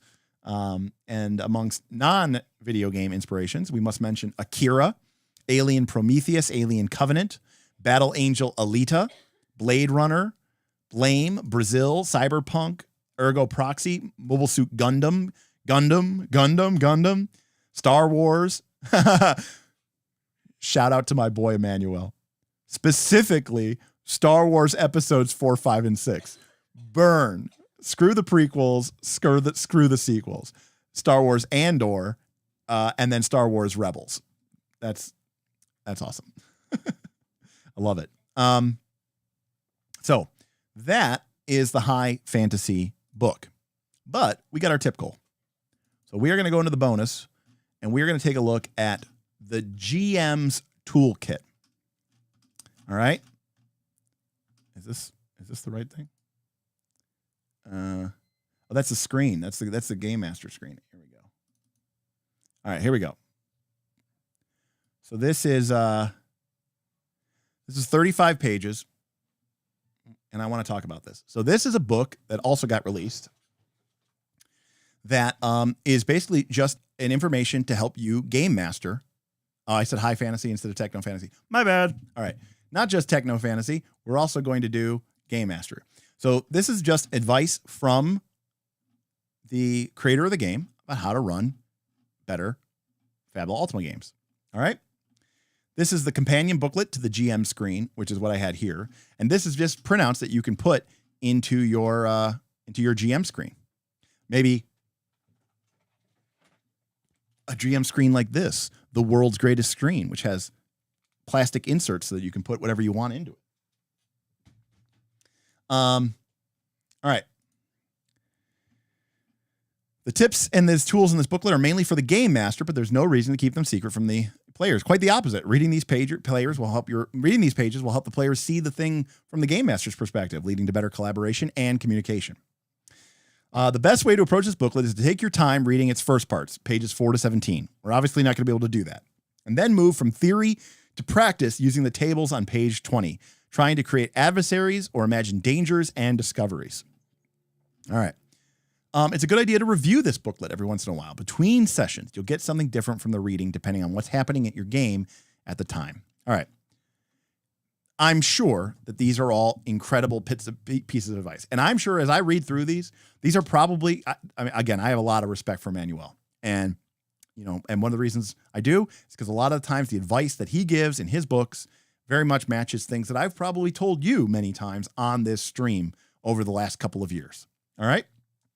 So the first thing, we got just a bunch of tips and advice. And again, if you're a person who isn't watching, hundreds of hours of Knights of the Last Call, this information might be information that is truly eye-opening to you. And I know a lot of people have told me that they, had their minds opened to these ideas by listening to things that I talk about. And a lot of that has come from other sources and indie sources. And a lot of those sources are the same sources that inspired Emmanuel. So it doesn't really surprise me. But the first is let people help you, right? And I mean, I think we just talked about this in our GM skills, which is listening and talking, right? Paul with a super chat So are you leaning towards high fantasy or techno fantasy for the totally upcoming KOLC actual play of Fabula Ultima? Definitely high fantasy. Look, I love Final Fantasy VII, but I would be lying to you if I didn't say that Final Fantasy IV and Final Fantasy IX weren't my favorites. Now, that being said, I'm totally fine with having like a quasi-techno, maybe like a techno city, or a city of ancients in the clouds or in some hidden underwater dome. Like I'm fine having a little bit of a sprinkle of it, but at the end of the day, my heart of hearts truly lies in high fantasy. And I would love to do like a Dragonlance style Fabula Ultima game. Like, I think that would be so cool. Obviously we'd be creating our own world, but I would be hard pressed not to be influenced by like Kryn and stuff like that.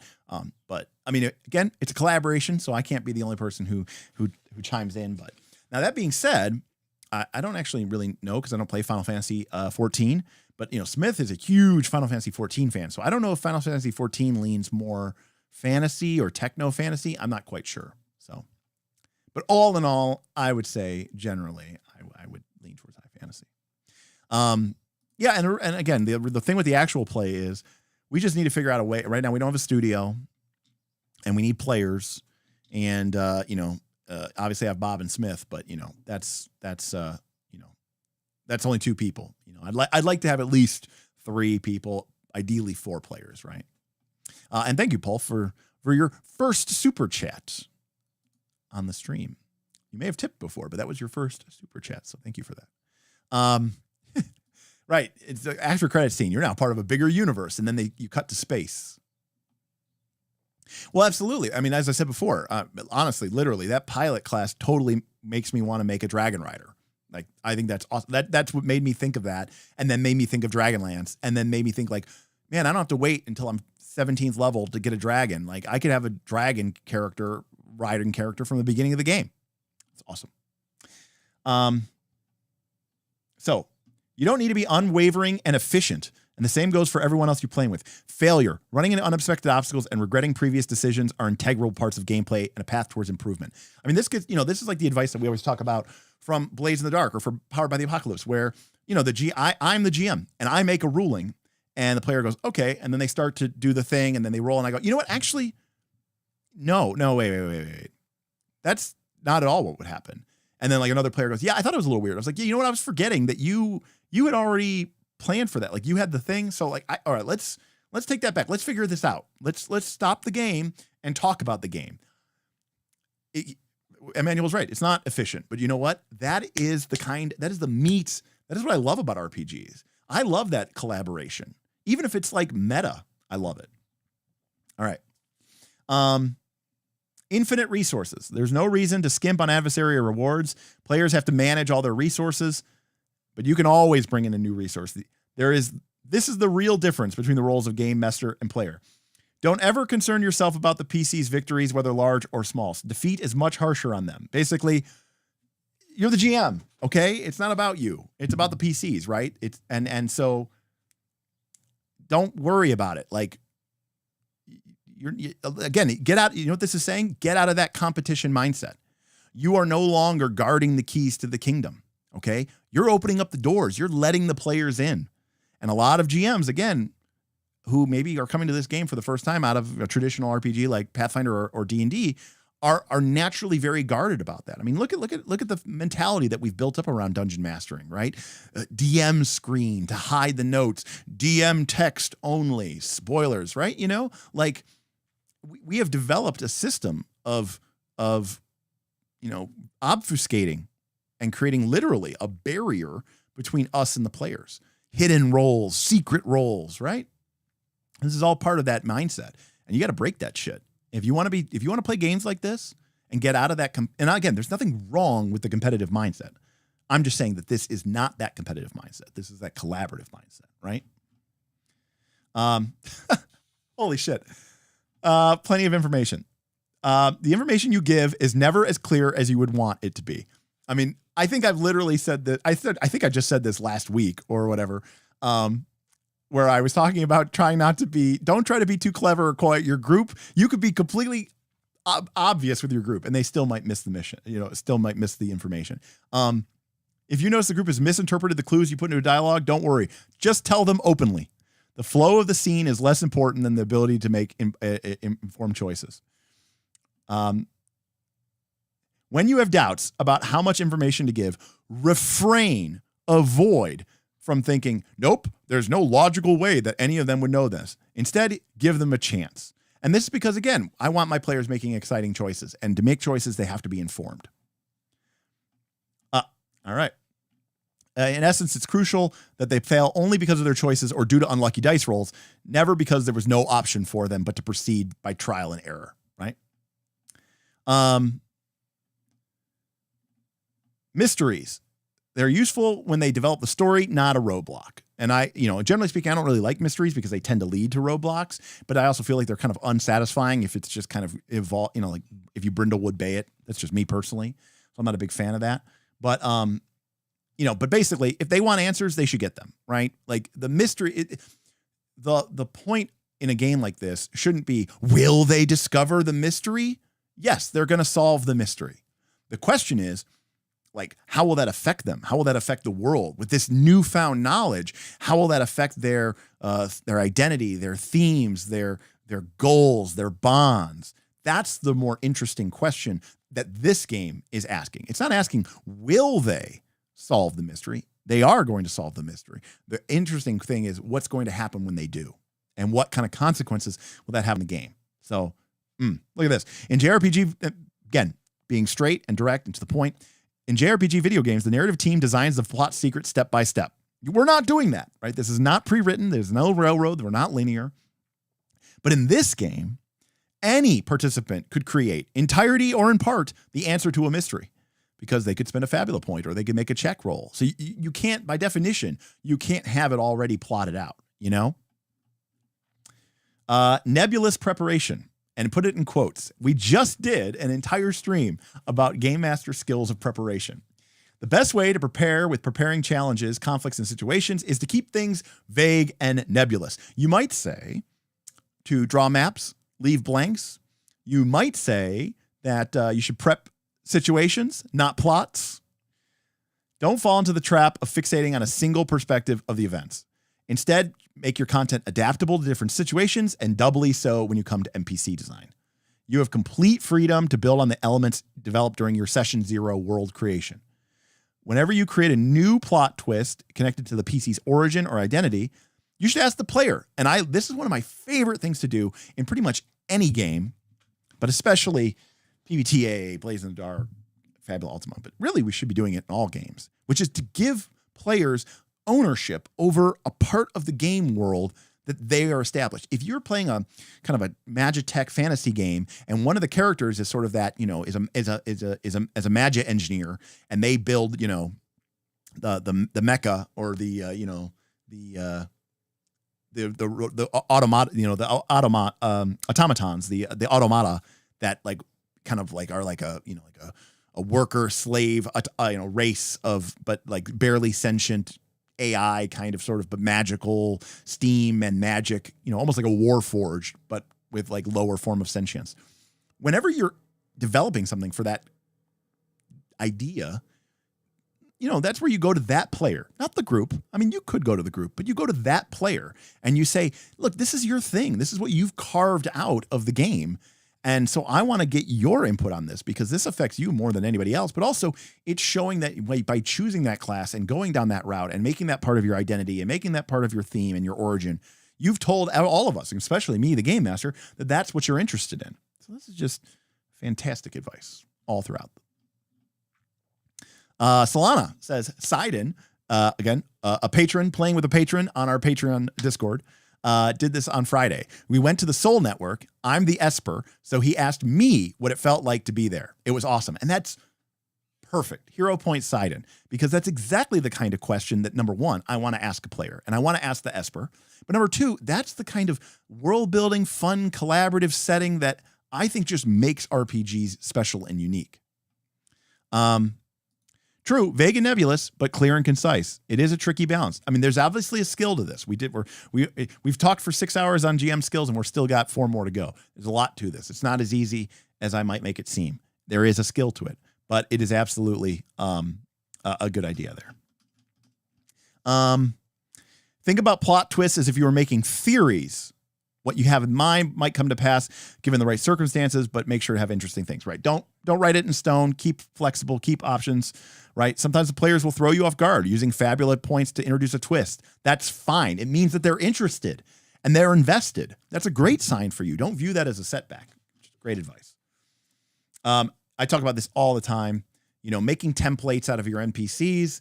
I do this all the time with 4th edition D&D, where I would create a generic monster template. And then I could turn that into a demon, or it could be a golem, or it could be a high-level goblin commando. What's important is the game statistics, and then, we have it ready to go. So I could just have some generic flying monster template, but it could be a manticore, it could be a griffin, it could be a flying dragon. Sure, you might have to add like 1 or 2 additional traits to really sell it, but you have the majority of the prep is done in place. When thinking about the directions, do so with enthusiasm, but when the story takes a different turn, set aside your expectations with serenity. That being said, you could totally give me a bestiary. I would be totally fine for that. But like I said, I would also love it. I would have no problem if the bestiary was designed around the idea of a sort of more generic template. I wouldn't hate that either. The ability to accept and adapt to situations, what happens in the scene, is perhaps the most crucial skill to train for playing Fabula Ultima. Absolutely. Absolutely. And I would say, ideally, for role-playing games in general. Freedom to make mistakes, you and the players. Communicate clearly. Ask your players.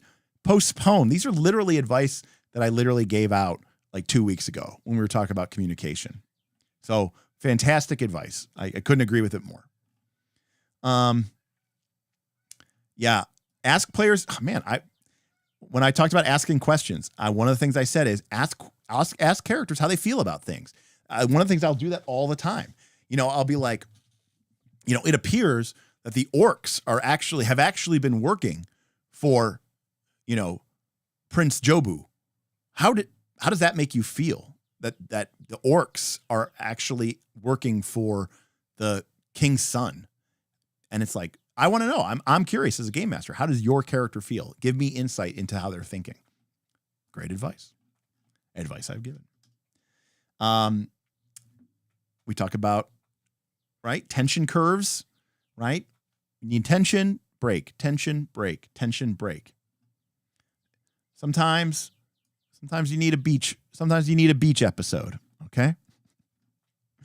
Then we've got information here about just how to make challenges, combats, basically. Look, there's a game element to this game with levels and numbers and math. So it's not Pathfinder 2, it's not 4th edition D&D, but there's still some guidelines around creating something that feels fair, but also a challenge. Now, remember, with this game, if the players all get killed, they can all surrender and nobody dies. So, but that being said, like, if the intention is to create a fun game environment, then, you want to create something that is fair and challengeable, but not like in the sense of like a D&D game where it means they're going to win 95% of the time. You don't have to do that here, but you do want to know what you're doing. So here's a bunch of information about how to handle level disparity, the different types of monsters, strengths, weaknesses, how to choose targets, reminding you that the default is random. The Core Rulebook doesn't give much information about how NPCs use equipment. So here's a bunch of information about how NPCs can use equipment, what to do with allied NPCs during a conflict or a combat. Here's some additional abilities that you could put onto your NPCs as like an example to help build them out. And from here on, you'll find several tools for randomly aka Oracle tables, randomly generating ideas, scenes, and enemy special abilities. We've got gimmick generators, skill generators, danger generators, discovery generators, quality generators, emergency tools. If you find yourself hard-pressed and low on ideas during a session, you can roll a handful of dice and see which result makes sense in the context of the story. More often than not, you will need to tweak the results, which I highly recommend, which is completely normal. After all, each situation has its own peculiarities. Now, remember, sometimes I like to use these tables before the session just to kind of give myself ideas. But sometimes if the players really truly have taken you somewhere and you have nothing to do, you can say, look, and by the way, there's no reason to be honest. You can be honest to be like, guys, this is pretty crazy. Let's take a quick 5-10 minute break and let's figure out, I'm going to figure out what we're going to go to next. Also, yeah, I mean, this is the same thing with like Home of Adventure Design. It's a fun creative exercise to sort of think, how do we take these random results and connect them to our characters and connect them to the themes and the challenges of our game system? So gimmick generator. The gimmick is a special rule used by an enemy which drastically changes the strategy needed to face them. Gimmicks may include that actions which need to be performed in a special order, specific reactions to specific events, or weaknesses from strengths and discovered through error. Deceptive gimmicks are always a bad idea. If they are hard to figure out, they become frustrating. Many gimmicks in video games have this flaw, which is why the term is often used negatively, aka avoid stupid gotchas, right? In order for something to be actionable, the players have to understand what it's doing and how they can react to it. That's the whole point. They should be explicit and unmistakable clues about the gimmick. So, for example, if your gimmick is the first time the foe enters crisis for the first time you're in the scene, aka the first time it becomes bloody below 50% hit points, you're going to have it, cause a loss of hit points to every character in the screen. Maybe you're fighting some, some big, huge spirit energy golem, and when it gets to half hit points, right, its energy core begins to erupt and shatter, and like a pulse wave erupts over the course of the battlefield. The players should have an idea that that is coming before that happens, right? Because that is something they should be prepared for. It shouldn't be used as a gotcha, right? Very cool.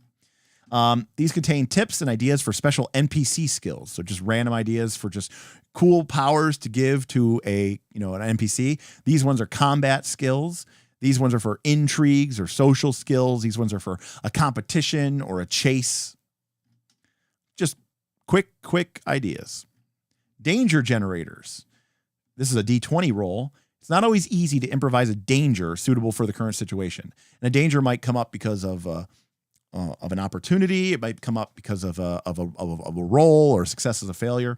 So just something, or from a travel roll, right? So a lot of times you're put on the spot to create a new danger from, ex nihilo, right? From nothing. And this can just be a great source of inspiration. So this is probably a kind of table I would use in the middle of a session. And I would definitely want to have something like this on my GM screen. Discovery generators is kind of the opposite, right? If dangers are kind of like, bad things that you come across, discoveries are a big part of traveling and fun, interesting things that you can, a traveling merchant leading a steed overburdened by excess goods. They are offering a 20% discount, right? That's just, fun, cool little ways to create sort of emergent gameplay. And again, roll once, roll twice, pick the one that you like more that fits the situation. You're not beholden to this. The game is not trying to simulate some reality. It's trying to create an experience. And so that's okay. Especially because you're limited. The players have Fabula points. They can change the story if they want to. And your villains, they have Ultima points. They already can bend the story according to the whims of nature, just a limited number of times, right? And then this is for items. Here's a bunch of new qualities and new cool things that you could put onto your item or weapon, to your rare item. If we're creating, the trident, the pearl trident of the seven seas, right? So we can take something from the aquatic origin and, add something to that because that fits the theme of the weapon, right? Very cool. Glacial origin, ardent origin, corrupted origin, mechanical origin. So just a lot of cool, different themed abilities just to, if you want to randomly create a new magic item on the spot. And that's the end of the GM guide. So what do we get here? Well, we get about half the book is just random tables with cool random ideas for helping you in the middle of a session or before a session come up with some, because again, Fabula Ultima has a lot of ad hoc, unexpected things that just emerge from gameplay because of the interaction of opportunities, crits, opportunities, Ultima points, Fabula points, travel rolls, right?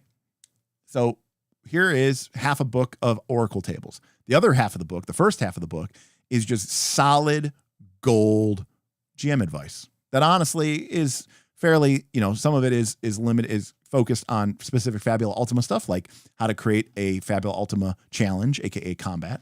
But, the first third of it is just great GM advice that I've given on this channel before. I'm sure reading through this in detail, I would find things that I maybe had never thought of or never had really expressed it that way. And I'm sure I could even learn something from this. So just a fantastic book all around. And then here is an example of the GM screen. Again, stuff that you can print out and add to your screen. Quick rules, because again, this is the kind of game this is. Quickly design a battle on the spot. Okay, I want it to be easy, so it's going to be a number of PCs -1.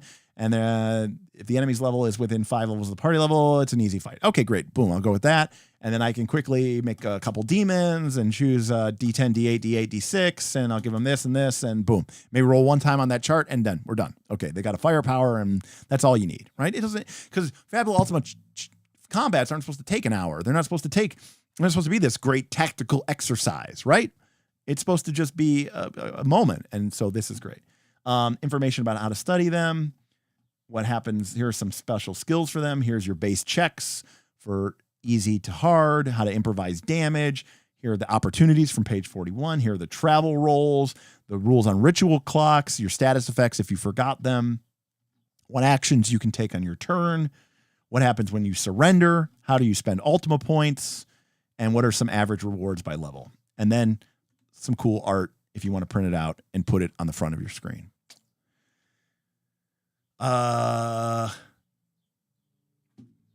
Incredibly good shit.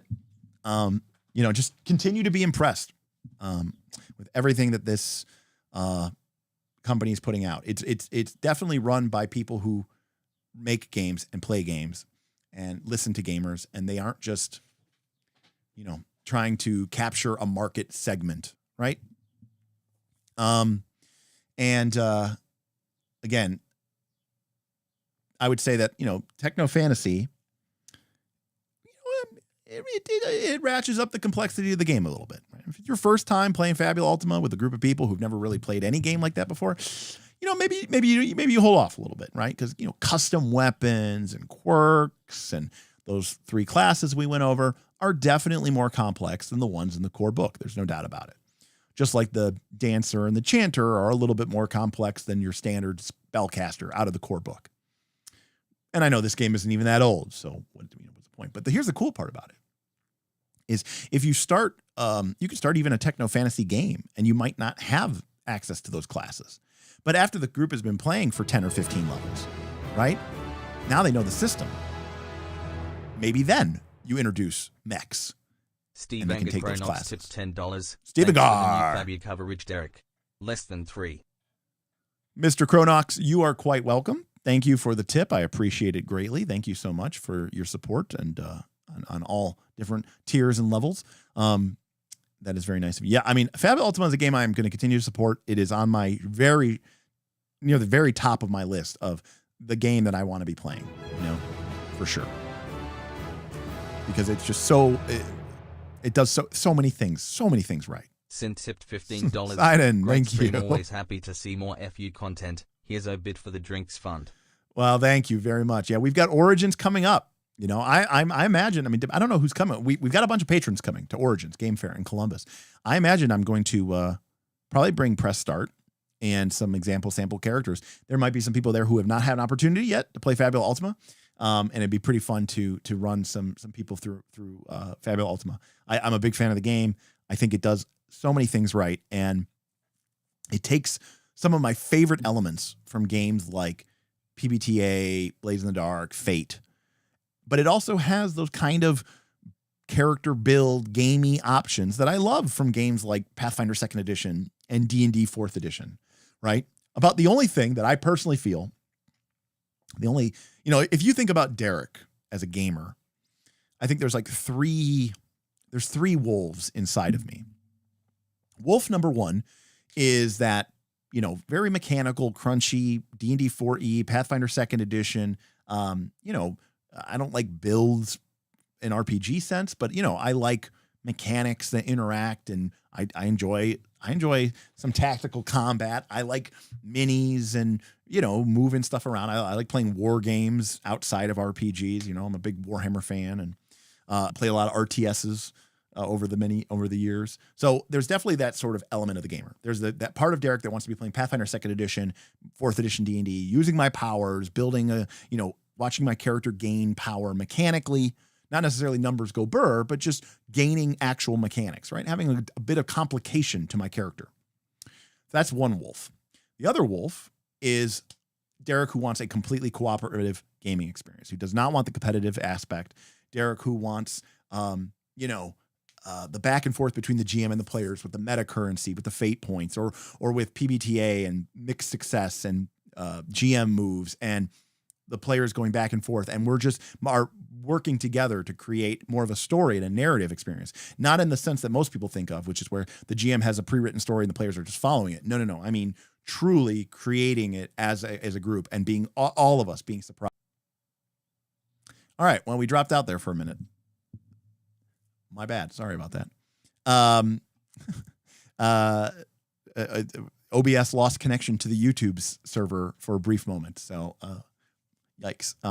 So I don't know where I dropped out, but first wolf is super gamey, Pathfinder 2nd edition, 4th edition. Second wolf is PBTA, Blades in the Dark, emergent cooperative experience.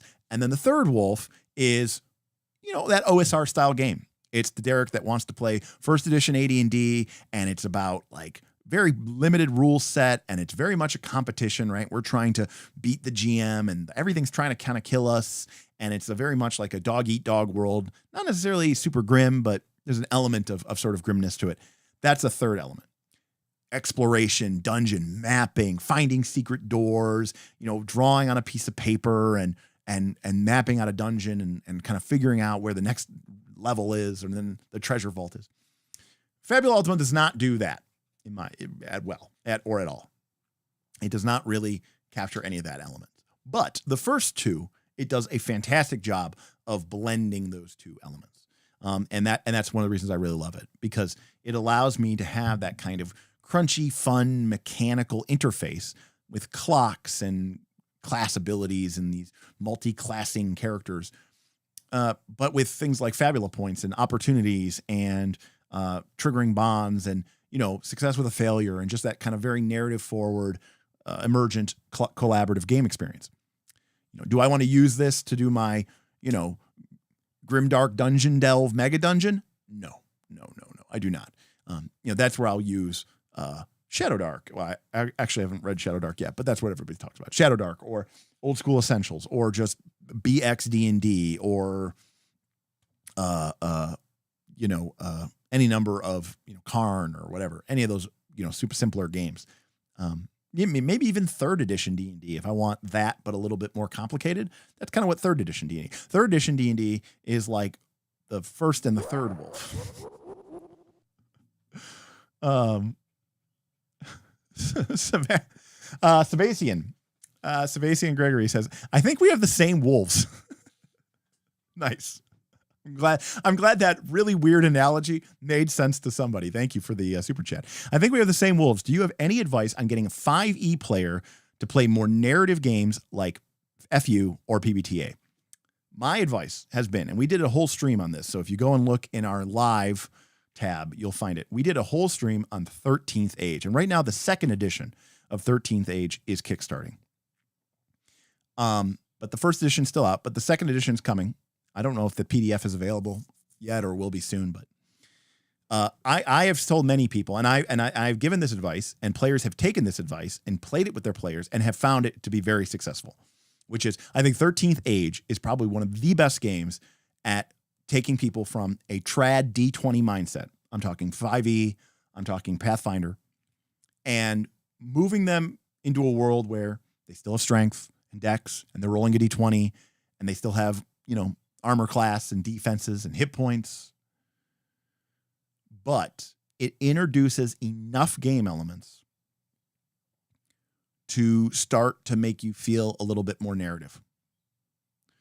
And I think that and by the way, as an aside, if you're a 5e PF2 player and you want to move more towards that sort of OSR mindset of a very limited edition rules, I think that's why Shadow Dark has become so popular, is because Shadow Dark is kind of the bridge between 5e and the old school game. Dragonbane is probably another interesting too, Sebastian. It's a little different because there's a lot more going on there than what you would typically get in 5e. But I will say that I think the answer to your question is 13th Age. Again, the first edition's out, and it's been out for years, at least a decade. The second edition is being kickstarted right now. Now, that being, so it's kind of that awkward spot where it's like, well, I don't want to tell you to go pick up the first edition because the second edition is literally coming out. But I don't know, like if you go and kickstart it, maybe you get the second edition download right away. I don't know how far along they are in the process. Maybe someone in chat can answer. But it introduces in just the right amount of narrative elements to get your players to start thinking that way. And if they enjoy that and you find yourself leaning into that, and again, you can go watch that video. It covers it in great detail. So you'll find that if the play, it's like a litmus test. Do my players, which parts are my players engaging with? If what your players are really engaging with is the cool powers and feats that your character has, then maybe you're like, well, maybe they wouldn't enjoy going to a PBTA. But if they really like how this, there's not skill lists, instead you have to use your backgrounds. If they really like the stuff with the icon dice, then maybe you go, okay. They're biting into the parts of the game that are a little bit more narrative, a little bit more collaborative. So 13th Age, I think, is the answer that I would give. It's just in a weird spot because it's an older game, not super old, but it's like 10 years old. But also there's a second edition being kickstarted right now. Knox. Mothership finally got physical copies out to buyers. It's pretty great. I know you said you knew Sean. Yeah, knew Sean is the correct word. I don't really know him anymore. I haven't spoken to him in like probably 8 years or something like that. Before, when they were just Tuesday night games making little board games that not Tuesday night games making Mothership, right? But Sean and Alan are both fantastic people, and I think they deserve all the success. They work hard, and they're just good guys in general. So good stuff. Shout out Sean and Alan. Would recommend the VOD New RPG Who Dis Livestream number 190. Yeah, so that's another thing, Sebastian. Livestream 190 New RPG Who Dis, which Pulf is referring to. Again, if you go into our website, you go to the live tab, you'll see all of our back streams. That's where we specifically talked about how do you introduce new players to new RPGs. So that's a really good one. And Stevengar agrees that VOD was definitely a heavy hitter for me personally. Oh, cool. You picked up the bundle holding. Perfect. So you've already got it. I think if you haven't taken a look at it yet, I think it's definitely worth taking a look at. You don't even really need to worry. I mean, like you can use the bestiary. There's the 13 True Ways, which is like the first expansion book. You don't even really need to worry about that. Those classes are also a little bit more complicated. You can just stick with what's in the core book.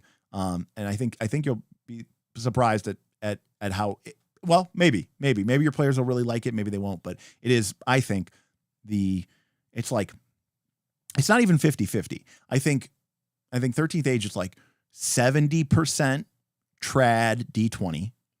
And then it's like 30% narrative, indie collaboration, cooperation stuff. So it's definitely leaning towards the traditional game experience, which I think it'll be really good for you. 13th Age is the 5e that most 5e players wish 5e was. I agree. I also think Dungeon World actually falls into that category as well, because, the first time you play Dungeon World, if you've only played like 5e D&D or whatever, the first time you play Dungeon World with a GM who knows what they're doing, and again, not to humble brag, but like me, or lots of other people, but somebody who really actually knows what Dungeon World and PBTA principles are, it's like watching, I don't know, it's like watching a child experience ice cream for the first time, because you realize in this moment that like they are like, this is kind of what I always thought D&D was going to be, especially if they're like not like a 20-year veteran of the game, but it's like, oh yeah, I started playing 5e like a couple years ago or 2 years ago. I've played in like 2 or 3 campaigns, and then you play Dungeon World with this person. They come and they want to learn how to play, and I'm playing with them, and I'm doing my thing, and we're doing the stuff, and things are emerging, and they're just like you could see it in their eyes. They're like, yes, this is what I always wanted D&D to be like. And I felt like whenever it was happening, it was kind of bullshit, because I thought because deep down inside, most people aren't idiots, and they know that if something cool is happening, it's probably because the GM is cheating. Just saying. Fun. Can we expect more RPGs in the future? Lancer, Salvage, Union. Mind blown. It always comes down to what the patrons want to vote for. At least one stream a week. I always pretty much say, I'm going to put up an open poll, and the patrons can politic and poll for their favorites, and then I will abide by that as best as I can. Right. We don't accept cash, but we do accept hype, Fun fact that often goes unmentioned. 13th Age had an OST, as does Fabula. Yes, it does. Also, Forbidden Lands. I don't have the box here. Forbidden Lands has an OST. I'm trying to think of other games that have an OST. Surprisingly, that number is actually it's not huge, but there's actually a fair number of games that actually quote unquote have an OST. That's an original soundtrack for people who don't know what that is. That being said, I don't know that I've ever listened to the 13th Age OST, so I don't know. Hype challenge accepted. Yeah, I mean, if you build up an interest, then we can go ahead and go for it. And again, to be quite honest with you, mind blown, that's the point of the Patreon, because doing Fabula Ultima or doing Lancer or doing Gunbutt Badnois or I don't know other games, Salvage Union, which is I don't think I've even heard of. I'm not going to get any views, right? I'm going to get like 1,000 views or 2,000 views, right? Which is literally like $3 or $4 from YouTube. It's like nothing. So in terms of like being worth my time, it's pointless. And to be fair, if you're a YouTube content creator and you are relying on views to make money, then you cannot do that video, because if you do that video, then you're going to be, broke. You're gonna have to go get a real job. But since I have a real job and because I have the Patreon, it means that I can do that video if that's what the patrons are interested in. And I don't care if the does terrible in view count, because that's not what my channel is about, right? My channel is about exposing new games to people, and maybe a small percentage of those people decide I want to be part of a community that is engaging and experiencing RPGs in a different way, or maybe in a way that I would like to, which is to say, taking a deeper, closer, more introspective look with an open mind and a willingness to learn, a willingness to game master, a willingness to try a bunch of different systems, and with a focus on being a benefit or a positive influence to the gaming community. Again, to entertain and to educate is our primary objectives, our drives, if you will. I mean, Hype and Heart and Spire are both games that I own. I mean, if the hype is there, I'm ready. I've simply decided to find players who aren't already indoctrinated into the traditional model. That is a reasonable request. I mean, a lot of times, you're not just having to teach them a new game system. You're having to unlearn the habits that they have learned. And a lot of times those habits come from two sources. One is the game system itself, which can be problematic. But I find that the actual worst thing is players who have been indoctrinated by a GM. And so they only know that one style of gaming. And so that's how they think and process all games. That it can be worse. Yes. An OST by Uematsu would be pretty badass. Grilling some meat, drinking some bourbon, and listen to Derek talk FU. Pretty solid Sunday. Sounds pretty damn good to me. I'm going to wrap up here in the next couple of minutes, and I'm going to get myself something to eat as well. I actually was looking at grills today. I have a grill, but it's like really old, and I haven't touched it in years, but I've just had more of a hankering lately for like grilled chicken and stuff, and maybe some grilled fish. I don't really eat red meat too much. But I was like, oh man, this thing's all rusted out and stuff like that. I'm like, I'm just going to get rid of it and get like a new one. It was charcoal, and I hated, I mean, I get it's pure or whatever, but I just hated dealing with all the mess and the ashes and the charcoal and lighting it. It's like, I just want to get a nice little propane, two burner propane thing that I could put on my back patio and just go out there and, drop some stuff. A mech game I'm curious about is Beam Saber, after it got brought up on Quinn's Quest, but my budget is spent, and I think the channel is a bit Forge in the Dark first looked out for the moment. We have done a lot of Forge in the Dark. We just recently did Girl by Moonlight. We did Scum and Villainy. We've done a lot of videos on Blades. I am familiar with Beam Saber, but I do not own it, and I have not looked at it, but never say never. It could always happen. But again, like you said, it really depends on where people's at. We only have so many. I mean, even though, as I point out, like a week like this week, where I streamed Tuesday, I streamed Thursday, and I streamed today for almost 4 hours. So I think I put out about 9 hours or maybe 10 hours of content this week. That's not including the time I spend talking and communicating and pontificating with my patrons on Discord, of which I'm on every single day, like every single hour. I put out in 1 week, content-wise, what a lot of content creators put out in a year. if your favorite YouTube content creator releases a 10-minute video, a couple of times a month, then they're putting out, maybe 30 minutes, 30 minutes of content a month. So they're putting out 6 hours of content a year. And I put out 9 hours of content this week. So I get it. It's a heavy ask, right? There's a reason why we're not popular. And that's because most people do not want to sit there and listen to somebody talk about something for 30 minutes, let alone 3.5 hours. But if you do, then you're one of us. One of us. Anyways, but I appreciate it. It's a long-winded way of saying thank you to the patrons. Yeah, Degerhardt's very interesting to me. It's very interesting. I mean, we played MCDM.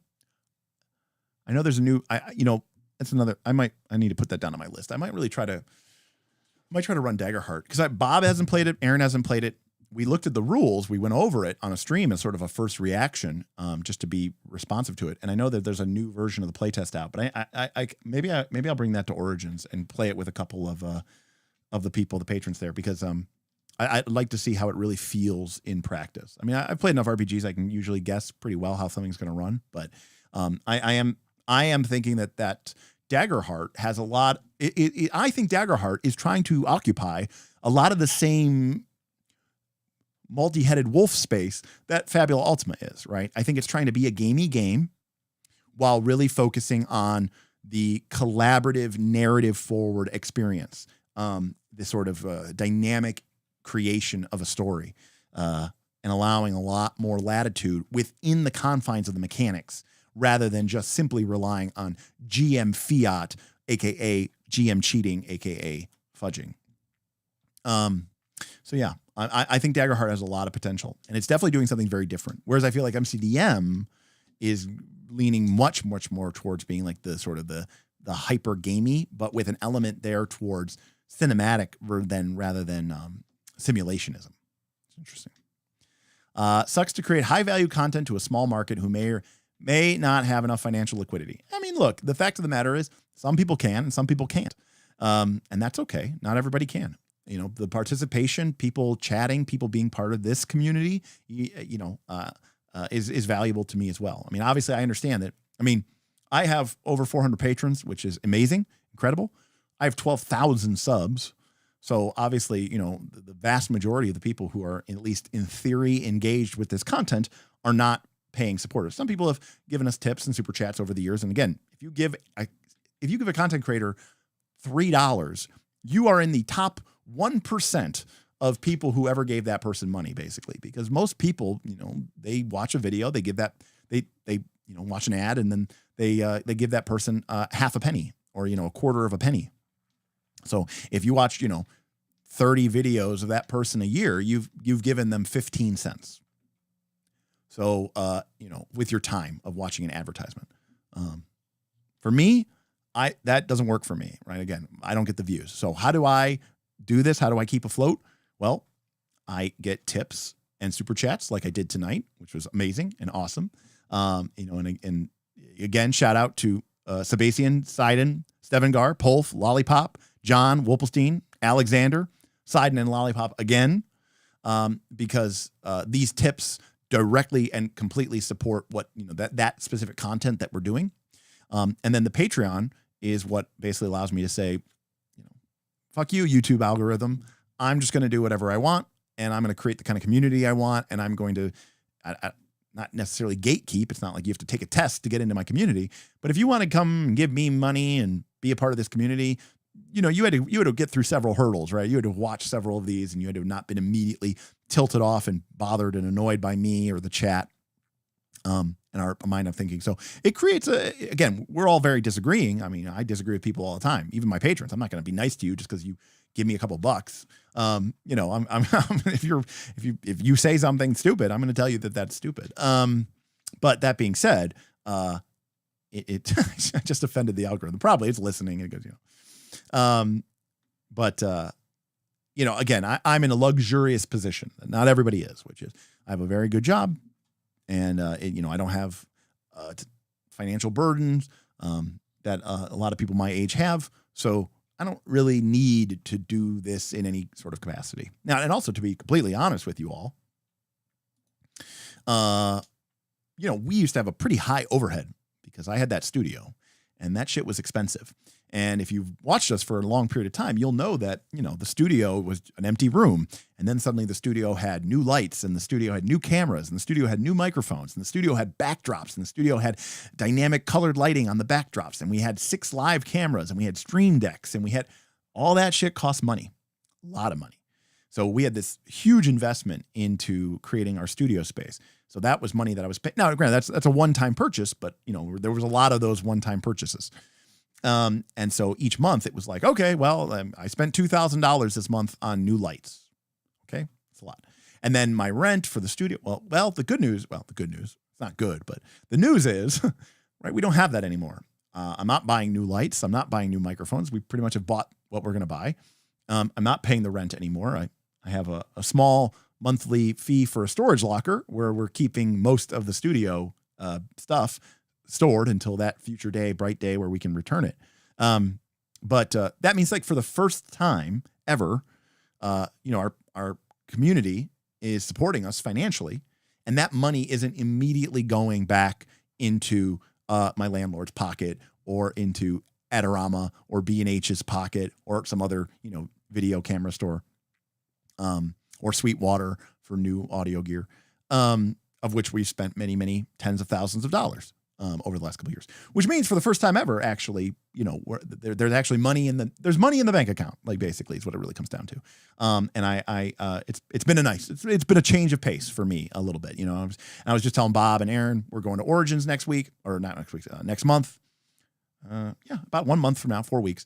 And I told them, I said, guys, when we're there, dinner's on me, right? Like if we go out, like, I'm picking up the tab for you guys because you guys help support this channel.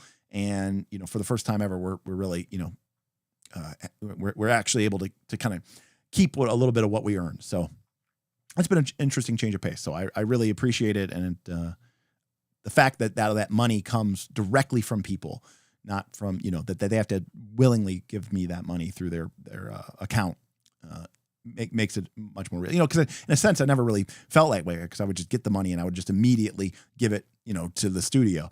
And so for a certain sense, I was like, well, I'm not taking their money, right? Like they're just putting the money into the studio, but now that money is actually going to me, to Bob, to Smith. So, Lollipop, I totally need that new house with the dedicated KOLC space, but houses be expensive. And I live in Ohio, where houses are really cheap on the national average, but it is still crazy expensive. And obviously, if you're going to build a YouTube studio in your house, unfortunately, you do need a bigger space that can accommodate that. Because believe it or not, that studio space was actually rather large, because you need a lot of room to have the camera set back and the light set back. So it was a big investment. All right, folks. Well, we're going to wrap up. And we're going to say goodbye. We're going to be back next week, Tuesday. It's going to be special. It's going to be our first. Well, we did a trial run just for the patrons, but this will be our first real live. We're going to be doing our a limited edition Knights in Exile series, as Bob and Smith and I still try to come together to create content for you all. But obviously, we do not have a studio to get together in. So we could get together on a Zoom call and just shoot the shit, which wouldn't be the worst thing in the world. But we think it'd be a lot more interesting if we had a context to do it. So we are going to be doing a limited edition stream, maybe for a couple of weeks, where we're going to be playing the original EverQuest. Bob has never played an MMO, never played EverQuest, let alone a game from 1999, whereas Smith and I were big fans of that game 20 plus years ago.